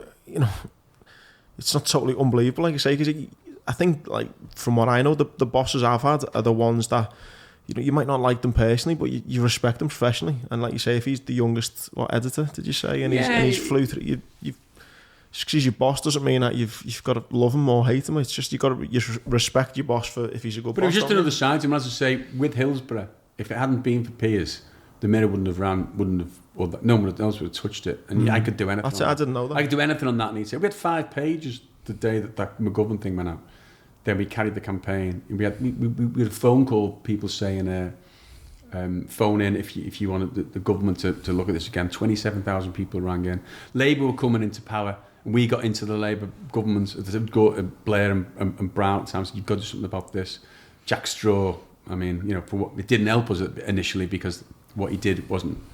It basically turned a blind eye. But we got the Labour government, the Mirror, because it's to kind of say you've got it back on the agenda. And I'm not saying by the way that it wasn't to the Mirror's interest, because of course the biggest loser was the Sun. But it was something that happened. You've got to judge results on kind of. You've got to judge people and you've got to judge actions on the results. It certainly helped the campaign through those years when nobody wanted to know. And I'm really kind of, but I'm more proud of that than anything I've ever done in journalism. Keeping it going in the dark years, keeping the families in the paper. Because you won an award for it, didn't you? Yeah, I did. Yeah.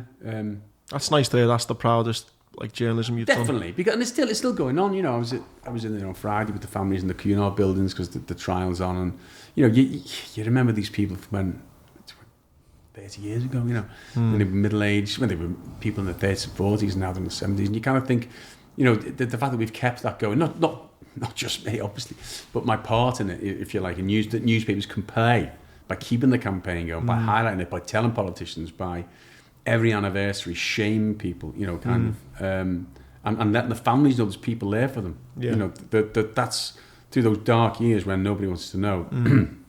Undoubtedly, yeah.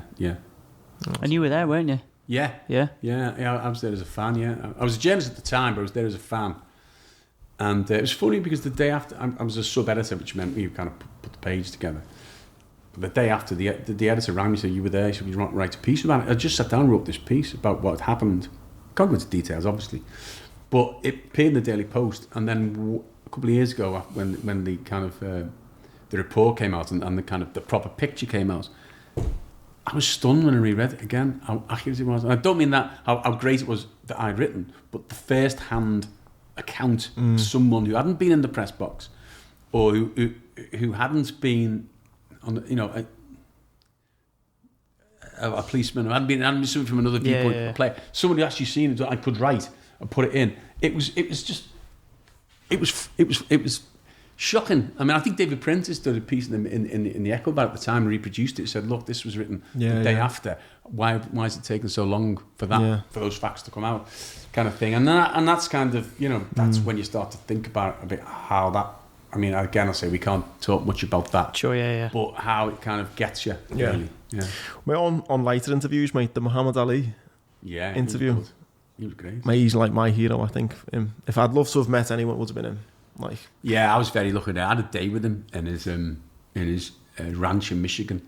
Did you? Yeah. How did it even come about? There was a film coming out which he was involved in about him, and a journalist I knew, was a really good mate with the producer. And we kind of said, look, you know, if we can, again, I think it was Piers again and pushed it. But I said, look, if we can, you know, give it. You're making me starting to like Piers Morgan, eh, mate? What's going on? No, he just doesn't be the editor, and we sort of way in. So I wasn't giving him the credit for it. But he said, I said, look, if we get this interview, we give you loads of blah, blah, blah. And I think, again, you got to get people at the right time. And I think Ali's people were thinking they need to raise money. They need the profile raised for something he was building, some kind of thing back in Louisville. And he liked the British press. He always did like the British, you know, he loved London. He landed, you know, he kind of loved his time in. So anyway, he said, yeah, and I couldn't believe it. And I got it there. And he was obviously in a bad way. You know, this was about 18 years ago, but Parkinson's had got a big hold of him. But you see him getting out that car and think, I'm actually going to meet Muhammad Ali. I mean, it was because it was almost as much as Shankly, but it wasn't quite. But it was, he said things like, he looked at me, looked up and down and went, black socks. And I went, what? Black socks. And yeah, he went, good, just as when you got black socks on. I like black socks. Really? I mean, he went into the gym.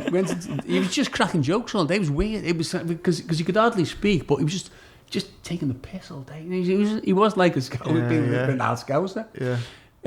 But you have to be on the aisle there, you can't understand what they're saying. But we're in the gym, and of course he gets in, and you know, I'm thinking, I've now been in the gym with Muhammad Ali, you know, we can do that kind of stuff, you know, he's joking about it, he does, because he's a well-heeled turn, you know, I mean, he knows how to make it. But he's starting to show us the pictures around, there's all these framed photographs around the side of the gym, of him, famous iconic pictures, and he's showing them one by one, and he can't really, he's struggling, his hands shaking, blah, blah, blah. And it comes to the Beatles, and there's that famous one where he's got his arm outstretched like that, and the Beatles are all falling. And he goes, that's the Beatles. And I went, yeah, no, I'm from the same city as them. And he went, I didn't have to say Liverpool. He went, you from Liverpool, and you ain't no fool. And I remember thinking afterwards, I should have put that on a t-shirt. Yeah. But he was amazing. You know, I just think when you look at great, I just think when he died, and I went to his funeral actually. I had to cover his funeral in he didn't get invited. I had to cover it, and in Louisville, Kentucky. Well, I said I wouldn't mind. I said, yeah, go on, do that. You get a good piece out of that. And it was this moving scene on his road, this little road he lived in, and going back to where Ali grew up, you know, it was kind of like, you know. Because I just think he's the greatest figure, you know, of the last century. If you think like him, say Mandela, if you like John Lennon or whatever. But what he did, you know, with you know, I don't want to fight no Vietnam, no Viet Cong. You know, the kind of way he took that stand, and just the athlete, the boxer, and the character he was. But in his roads, is this road, and Loads of locals are waiting there. And his hearse comes in, is driving slowly down the road. And there's that scene do you remember when he fights the Rumble in the Jungle with Judge Foreman? And there's footage of him on the back of a truck, and he's going, Ali, Bombay. And all the kids are going, Ali, Bombay. And they're running past, and he's getting them. And that's what it was. All the kids in the street were running after going, Americans going, Ali, Bombay. Really? Ali. And I was just like, whoa. Wow. Yeah. But I was in, there's 3 greatest men I ever met, and again through journalism, so I'm very lucky. It was Shankly, Ali, and Jack Jones, another hero of mine. Not the singer, I know you're thinking that. No, he was a trade unionist from Liverpool, one of the greatest trade unionists ever, who fought in the Spanish Civil War, and was injured there in 1936. I feel really rude. I hadn't known anything. Yeah, oh God, yeah. I mean, we did a film about it later on, with not me, but Hurricane Films, and he's from Garston, and his story is just phenomenal. The way he fought, and he fought the fascists in Spain. Those men of the International Brigade who went out there before the army, before people had gone out there to fight the fascists, they were going over there, these primitive rifles, having to sneakily get over the Pyrenees to fight against Mussolini's and Hitler's troops, really, backed troops, Fantastic story. That men would do that in their 20s. They would go out there and fight the fascists and come back, and then becomes the most powerful trade unionist ever, and brings in all sorts of things like weekends for workers and paid holidays and stuff. It's a fantastic. He's from man. Liverpool. He's from Liverpool, yeah. And what's his name again? Jack Jones. Yeah. Jack Jones. And he ended up fighting for the pensions and getting them all sorts of rights.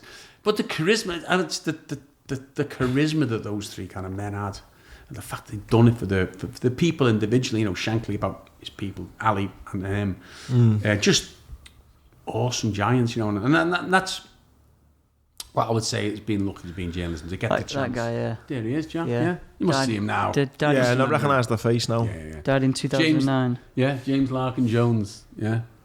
Garston.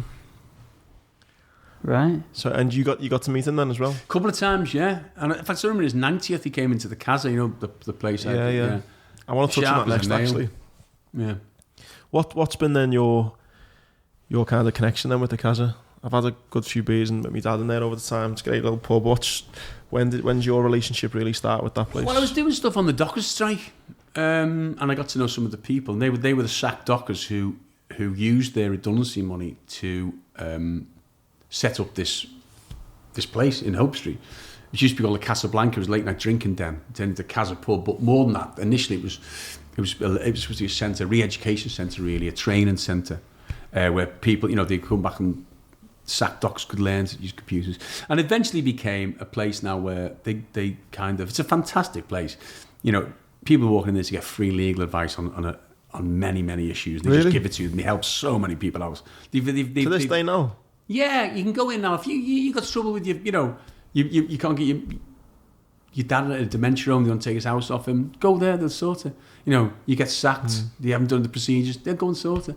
They've saved millions and millions of pounds for people over the years. They don't get paid. This is a non-profit making organisation. In fact, I always think it's the greatest tribute to Thatcher in reverse. Because, they got sacked on the principle of you never cross a picket line. They'd done nothing wrong, they just wouldn't cross a picket line. Another picket line. It was an excuse to sack them. They sacked them. It was one of the longest strikes in British history, or disputes. They eventually got, they eventually lost, but they used that money in a very enterprising way to go and set up a kind of a place where, so this idea that, workers can't do it on their own, that they're just there to kind of, it's completely turned on its head. They turn that into a really successful kind of hub, really, of culture celebration, really.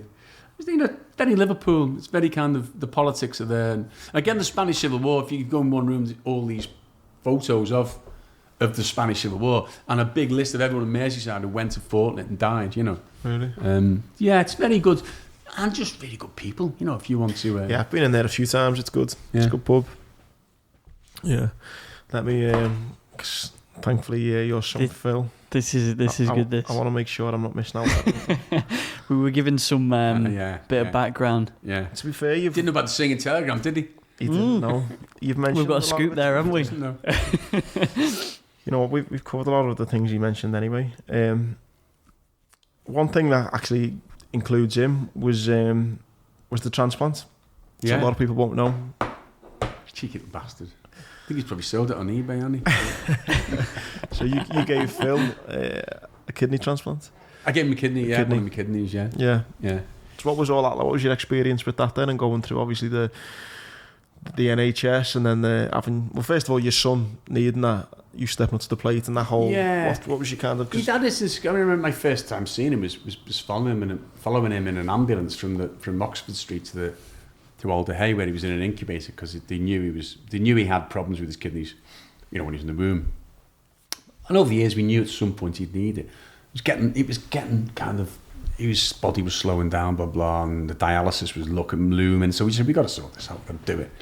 And eventually I got to do it, but what pleased me more than anything, shocked me more than anything, is that to actually finally give a kidney, your body's got to be really healthy.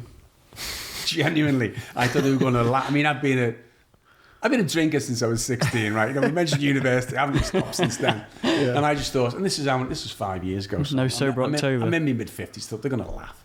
And his mum went first, and I thought she'll do it. You know, she's a few years younger than me, she's a lot healthier. And it's very hard to do it. If you've got any problems, they won't let it. They say that the one kidney, everyone could exist with one kidney. You don't need two kidneys. Yeah, but I've heard that before. But the one that's left in you, they have to say, is in theory good enough to see you into your 80s. Obviously, you can get anything after that, but in theory, they wanted it to function. So all the tests they do, the CAT scans, the blood tests, blah, blah.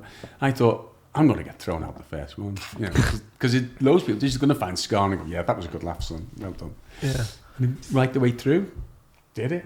And we were different blood groups as well, so they had to do this rare thing where they kind of did some kind of dialysis on his blood that could accept mine, you know, got rid of the antibodies. So against the odds, yeah, it went great. I wasn't, you know, and I haven't really. I don't know. I only think about it when someone mentions it like that. You really, know? yeah. Do you have to limit? You don't limit your drinking at all. No. When I left the hospital, the fella said, because he was like throwing me out. It was about 2 days, and I was going, oh, come on. About a day, I was glad that I went out. I was like, oh no. Yeah, Paracetamols aren't working. Yeah. Because it's quite a big operation, like. But anyway, no. But when we left, because the point about giving a kidney is you've got to be okay afterwards, because you then don't become a patient. Otherwise, there's no point doing it. He's the patient. He needs, you know. But you should be. If you're not healthy enough, you shouldn't have given it in the first place. Yeah. So they see me once a year, do blood tests and that. But the final words the consultant said to me when we leave is, that went well. Now don't forget what you got to really do now is drink loads. See ya. I'm actually now, and did you hear that? And my wife went, he meant water. We didn't say water. So straight down the casual. Yeah, no, it's one thing that I've been. I was really thankful of actually when after we came back into civvy life, if you like that. I've had a couple of times where I've went in or had to speak to people on the NHS, and especially with prosthetics now, and that's one thing that you take it for granted, really, don't you? No. How just something goes wrong. Well, I'll give you an example. You know, I went to Angola recently. Yeah. To do stuff on landmines over there.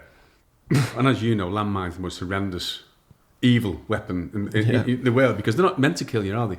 They're meant to maim you, unless they're meant to lose you. Oh, right. Yeah. They're not actually. The idea is then if you know if they're hoping that it won't kill you, so then if it maims you, then it's taken out maybe two or three, 4 or 5 people. And so other soldiers will go, shit, look, oh mate, that's slowly army down, and that's them shitting themselves seeing that horrendous things done to you. So Angola, a horrendous legacy of the 27-year civil war, you know, which was a horrendous civil war. It's a proxy Cold War actually between East and West, but there was no front line in it, and at least 1 million landmines were just laid anywhere indiscriminately. So this charity took us out there to like the bush, the real part of it, where these poor people, you know, and they really are poor people, they need water and they need the one crop they grow. But they can walk 6 miles by morning to get water, and they'll take risks going through minefields to do it, because if they don't get water, they can't live. They'll walk through minefields to get their crop. And it was great. There's, you know, it's British Aid that's paying for this, and you see the UK aid as they're clearing these, and every time they clear, I mean, kids are still getting killed. Kids are still losing. Kids do get killed by it, because some of these mines they can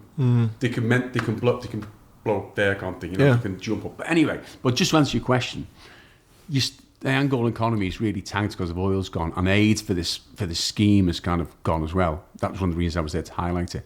But there's a prosthetic centre which is virtually had to close because they've got no funding, and there's people doing it out the goodness of their heart and their own money, and the fact they're doing it with primitive kind of materials, primitive weapons, just so if you're lucky enough, if you get one, but then you've got a crap one, and when it goes in 2 years, they're looking, well, what can we do? And it's like taking it along to a joiner's shop in town. So to answer your question, you don't appreciate how great the NHS is. It's only when you go out to England, isn't it, and you think, fucking And we're only a few hours away from Angola. You know, it's obviously it's the same. It's the same human beings. We just dead lucky we weren't born there. Just the luck of the draw. So on that though, are they? Because I remember hearing something. Are they trying to, with the Geneva Convention? Are they trying to ban, or have they banned landmines to some extent? Or have I just completely made that up? It came after Diana died. Because Diana did a lot, didn't she? I think it was the Ottawa Convention, where not every country, for example, I don't think Russia or America signed up to it, but countries signed up to it, outlawed them. But we all know what that means when it comes to weapons, doesn't it? You know what I mean? We're not supposed to be selling any weapons to bad people. Well, I think we are. You know, so. But it's more the legacy of it. It's more the legacy of these. Even the Russian mines that are in Afghanistan are still killing innocent kids now. In Angola, there's mines that were supplied by countries that are no longer even countries, like East Germany. So one day we were there, they found a Russian mine, a South African mine, and an East German mine in the field, you know, and all of them can And how are they clearing the mines with machines? With minesweepers, really. Very, very kind of with the kind of it takes forever, doesn't it? Very, very kind of slow. Oh, they're literally with a magnet. Yeah, they'll find an area. I mean, I was in these villages, and they're literally villages of mud huts. You know what I mean? Huts, really kind of. And you see kids playing on the tanks. There's tanks there, and there's devices in there. You know what I mean? They've just been left. So, but you do kind of realise there's kids playing footy, and I was joining in with them, and they're playing footy with, like, little bits of like paper and plastic with kind of with elastic bands around them. They got nothing on them, and you kind of think, now we moan about, we haven't got this year's kit and we haven't got a proper ball, and these kids are trying to play football in the bare feet and that. It's a sobering kind of thing, but it did bring it home to me about the fantastic, the NHS. Did you? Sorry, on that with Angola, the one thing I'm fascinated by war reporters. There was a cracking documentary which I think Nat Geo did called Restrepo, where they sent out a filmmaker, I think it's filmmaker, with one of the dangerous parts of Afghanistan, I think it was. Yeah. Did that never? You never ever wanted to go down that route at all? I went to Kabul. It was only afterwards I realised, Jesus Christ, what was I doing there? I mean, I was kind of embedded. It was with David Bilderman was the foreign secretary, and it was when they knew the first time the actual Prime Minister of Kabul had been, with Afghanistan, Karzai, I think it was elected. So it was they were bringing the West into kind of, Jesus Christ, even though you're in these armoured vehicles, you've got no chance if you want to put something under it.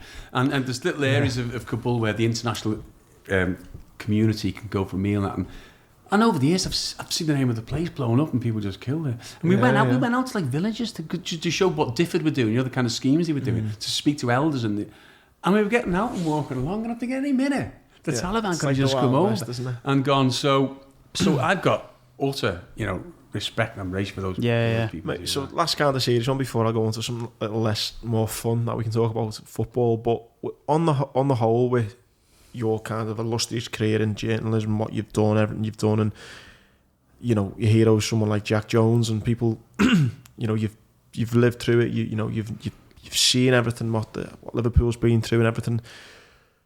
The big thing, I wanted to get someone on, and Tom's a bit like, don't really think we should get a politician on. The big thing for me, and I want to know why your passion is still there. Clearly, it is for politics. When I sound really defeatist and negative, but when you've seen the lies over the years that your home city get left, there's politicians saying this, and then it hasn't repeated itself in as bad as it's been over the years, but there's still things go on, and from little things like the expenses to scandals to bigger things. What's kept your kind of passion? And the last thing I say on that is because for me personally, I got blown up February 2009. I've had to fight harder than I ever did in Afghanistan with my own government, Tory and Labour, for compensation. I remember when I first got injured, I had 27 documented injuries, and they used to only count 3. So they'd look at your worst injury, they give you 100%. So for example, a tariff, number 1 would be like triple amputee type thing, and you'd get X amount, and it worked down to like level 18. So I think at the time my worst injury was say a 5, and I got X amount, and then it was like a 9, and then a 12, and then I got 50% and then 30%. No, believe it or not, losing me fucking bollocks, not being able to have kids, wasn't even a fucking injury. Or it was the 3rd injury, I think it might have been classed as, for some unbeknown reason. So I still had my leg at the time. For my upper thigh, I got, for my thigh, my upper leg, I got X amount. Second injury was, I think, my facial. I had facial scarring, which looked even worse at the time as it does now. And then I think the 3rd was that. And I remember it was Ainsworth, is it? David Ainsworth? Yeah, I remember that. Yeah. He was the defence secretary. Anyway. Yeah.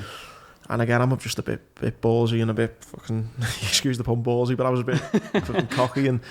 And they come over and they were like, you come to visit Headley Court, the rehabilitation centre. And they were like, any questions, you got to put through us first, and you can't speak to him out his mind and stuff. And I just said to him, can I have a quiet word with you?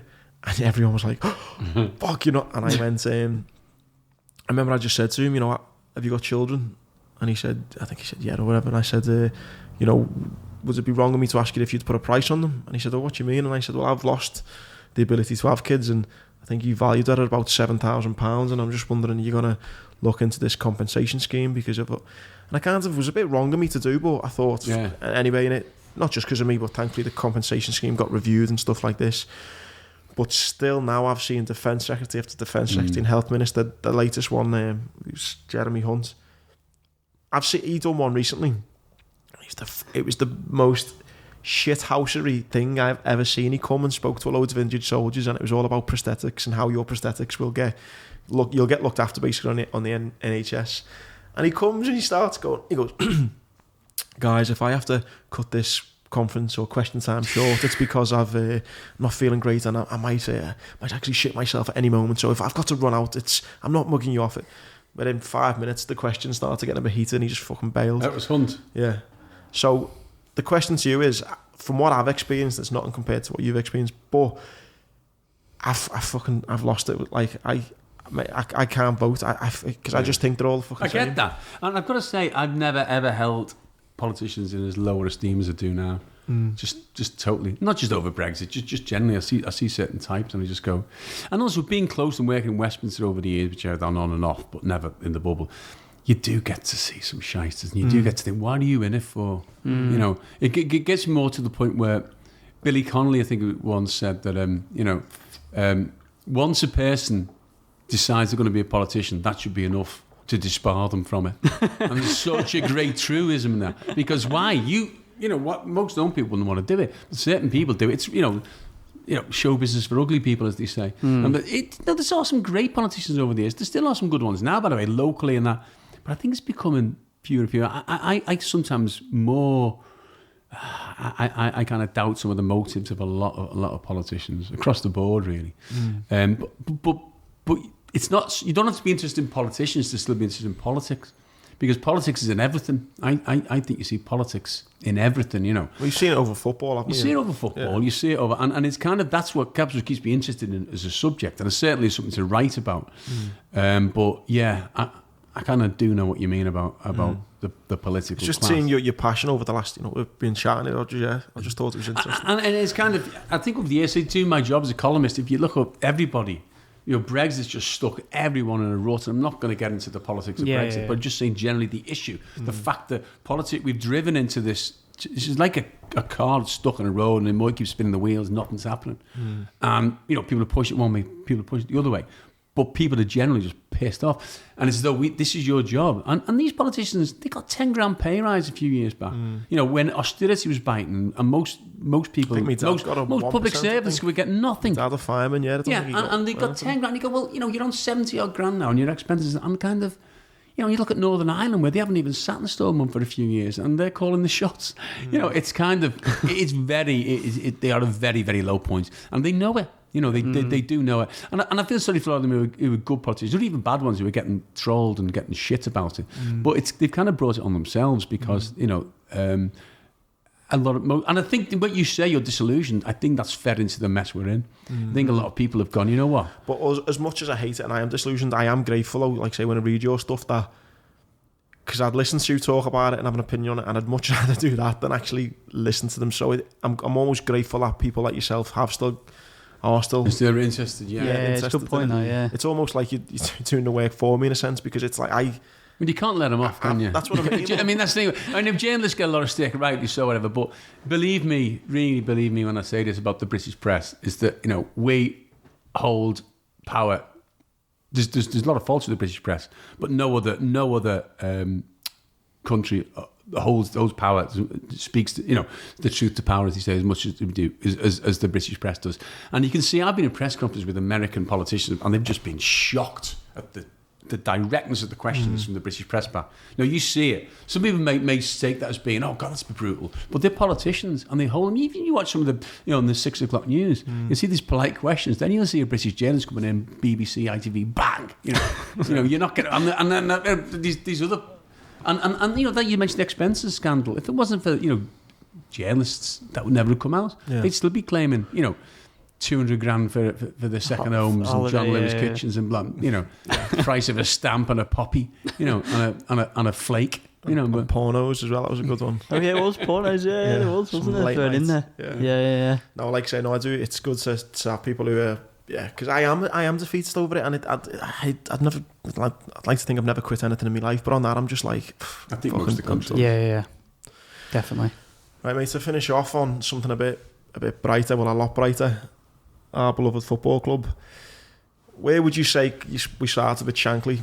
How, you know, close would you say Klopp is? Not so much on the success he's, you know, brought and potentially bringing, but like as in what he's done with his political views, with his about the people, about what he's done with the city. You know, would you say that's the closest we've had? I mean, yeah, I think it's the closest you could actually create. You know, I think if you had to build some kind of a model, it would be Klopp, wouldn't it? You know, the Shankly of the modern era, if you say. I mean... And how powerful it is, how important is that as well? Not just about the results on the pitch, but I mean, as a fan who's been through it all, you know, you interviewed Shankly and then you've seen the success as a fan, then as a journalist, you've seen the impact it has on the city. How important would you say that not only the results are, but the personality and what he brings, Klopp? I think that's really... Well, his personality... I think back to that first press conference, when he basically said, this was 4 years ago this week, you know, this club has got to throw off the baggage of its history, which not many people could say that. You've got to have the stature to say that. To Liverpool, you know, we've lived on our history. That's why we were still a big club. We hadn't won the league in the modern football era, but we were still a big global club. So you've got to forget about that. And you've got to forge a new identity. And that's more or less what he... And I remember Alex Ferguson saying, I'm worried about them. I'm worried about them because he will give them a new identity. Now, you never kind of think that Liverpool needs a new identity. It's the most self-identified club in the world. But what he meant was, we've got to go in a new direction. You've got to take that, but in a new direction. You know, it's not looking back, it's looking forward. And, you know, he has reinvented them the way Shankly reinvented them. Not too much. Not, you know, we're not all... You know, we didn't need as much reinvention as when Shankly came in 1959. You know, we did have running water at Melwood. but he's kind of said, look, you got to look at yourself. Look at the Kop. I stand on the Kop. The Kop's was dead for years, apart from the odd European night. And he basically said that. He basically said, you're too negative. How many times have we been at Anfield where it's been 1-0 lead under Rafa, under Rodgers, under Houllier? I thought, we're going to throw this away. It's going to be 1-1. This is Birmingham. We're going to score in the last minute here. And the crowd must have expected it. Yeah. And initially, when Klopp was there, and he said, I don't get this. You're not believing. When I say I want to turn you from doubters to believers, I mean, you've got to do it. Don't get me to do it. Yeah. You know? It's like I say to the young players, if you want to come through, I'll give you the pathway. But if you can't do it, if you haven't got what Trent Alexander-Arnold's got, forget it, you know.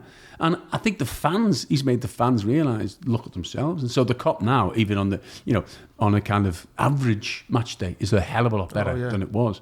And look at our record it goes back to the Shankly days, a lack of defeats at Anfield, winning 2.5 years or something. Yeah. So I think he's been. I mean, I remember when they signed him, I was excited, but he's. I think Danny Mills said the other day he's done nothing. He's actually won one, and he's had to say won one trophy in 5 years. Well, there's ways of doing that, isn't there? You could say he's won 2 trophies in 3 full seasons, but it doesn't even matter. No, it's what he's done and how he's changed the mentality, where they are now, and where they think they can be. I said to Karen in the gym the other day, I said, I'm not normally a negative person, but I can't help just getting nervous and just thinking, I don't want him to leave. And like Karen said, like most of us all are trying to just, drink it up while he's here and enjoy it because he's his own man. He'll go when he wants to go, and I think you've got to accept that and say, if after 7 years, he's got us back up there, what more could you ask for? When does his contract end? He signed a 6-year one 4 years ago and then extended it a year, so 3 years.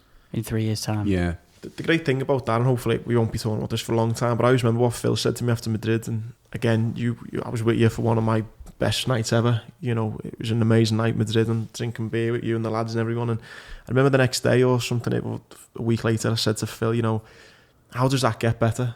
And he said something that you said to him. You must have said it to him after Istanbul or something. I don't know when it was, but you'd mentioned something to him about, was it the 65 FA Cup final, was it?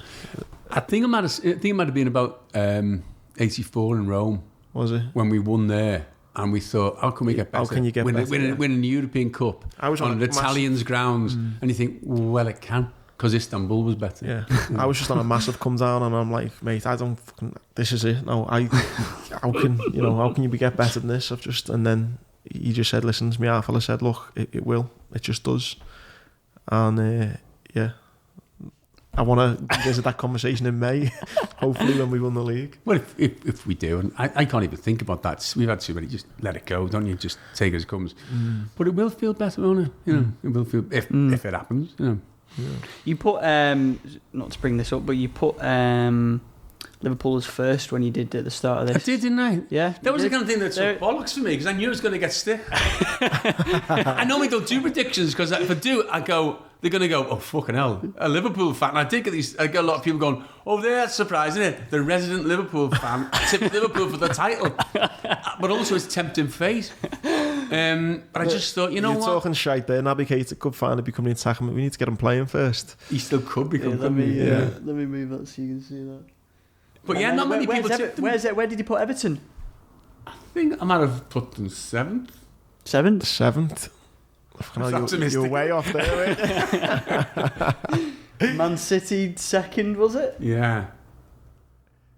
It's great. It's early days. Yeah, I know. Yeah. It's great. It's great Champions in our gym League at the minute, though. The Evertonians in our gym. There's only a couple of them. Like, oh, fucking hell, it's great. Absolutely great. The lad who takes me to the gym, he's an Evertonian. He's been made up with this international break. He's fucking had. He's on 2 weeks. See, I'm old school on that. I still want Everton to do well. Weirdly, I say to my Liverpool fans, even of my age, ago, obviously I wanted to beat them every derby, but I'd love it now if Everton was second. I genuinely would, because to me it's a Liverpool club. I know I do appreciate. I've had this argument with Philly when you don't know what they're like now, kind of things with my fans, and you talk about fans, and I know it's on both sides. Let's be honest, the kind of hostilities on both sides. So I do get that, but I still won't change. I remember having to interview Bill Kenwright just before Everton's last FA Cup final. They got beaten by Chelsea, and he said he wants to. He let me interview him because he said, I've always tried to work out why you hate me so much, and I'd hardly said anything. He reckoned I'd written this article that incited Evertonians to jump over into the director's box and punch him. I said, well, I wouldn't have written that. I then looked at it and said, would you bollock him, but don't punch him. But no, but he let me interview him, and he was a bit hostile, but I was going to interview him. But I said to him, he wouldn't believe the fact that I wanted Everton to win the cup.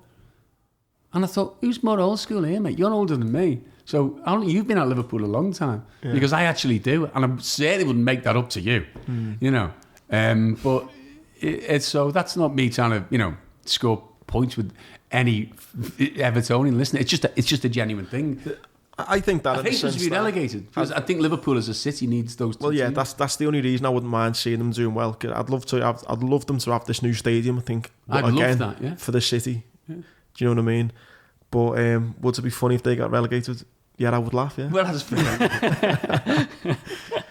No, but I mean, anything else, Tom, you want to... No, Chest? no, not at all. What's that? Anything else he wants to ask? Get off his chest? No. I think we always. Glad you got my prediction in there last. That's good. Yeah.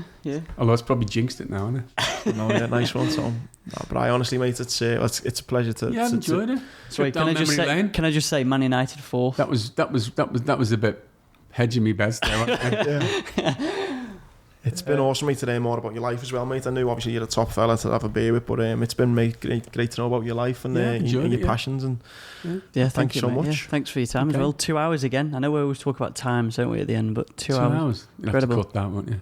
Oh yeah, I'll get it down to 4 minutes. Well, I think that's what people make. People, like I said to you before we started recording, people are loving the kind of scout stories of people from Liverpool, the stories of the affiliation with the city over the years, and how people have moved away, have come back and have done various things, and a lot of the time with the football, how it always brings you back, which it actually did for you when you're in Africa. So, you know, it's great, and I think people really enjoy it, mate. So good stuff. Thanks again. Thank you, mate. Enjoyed it. You're a star.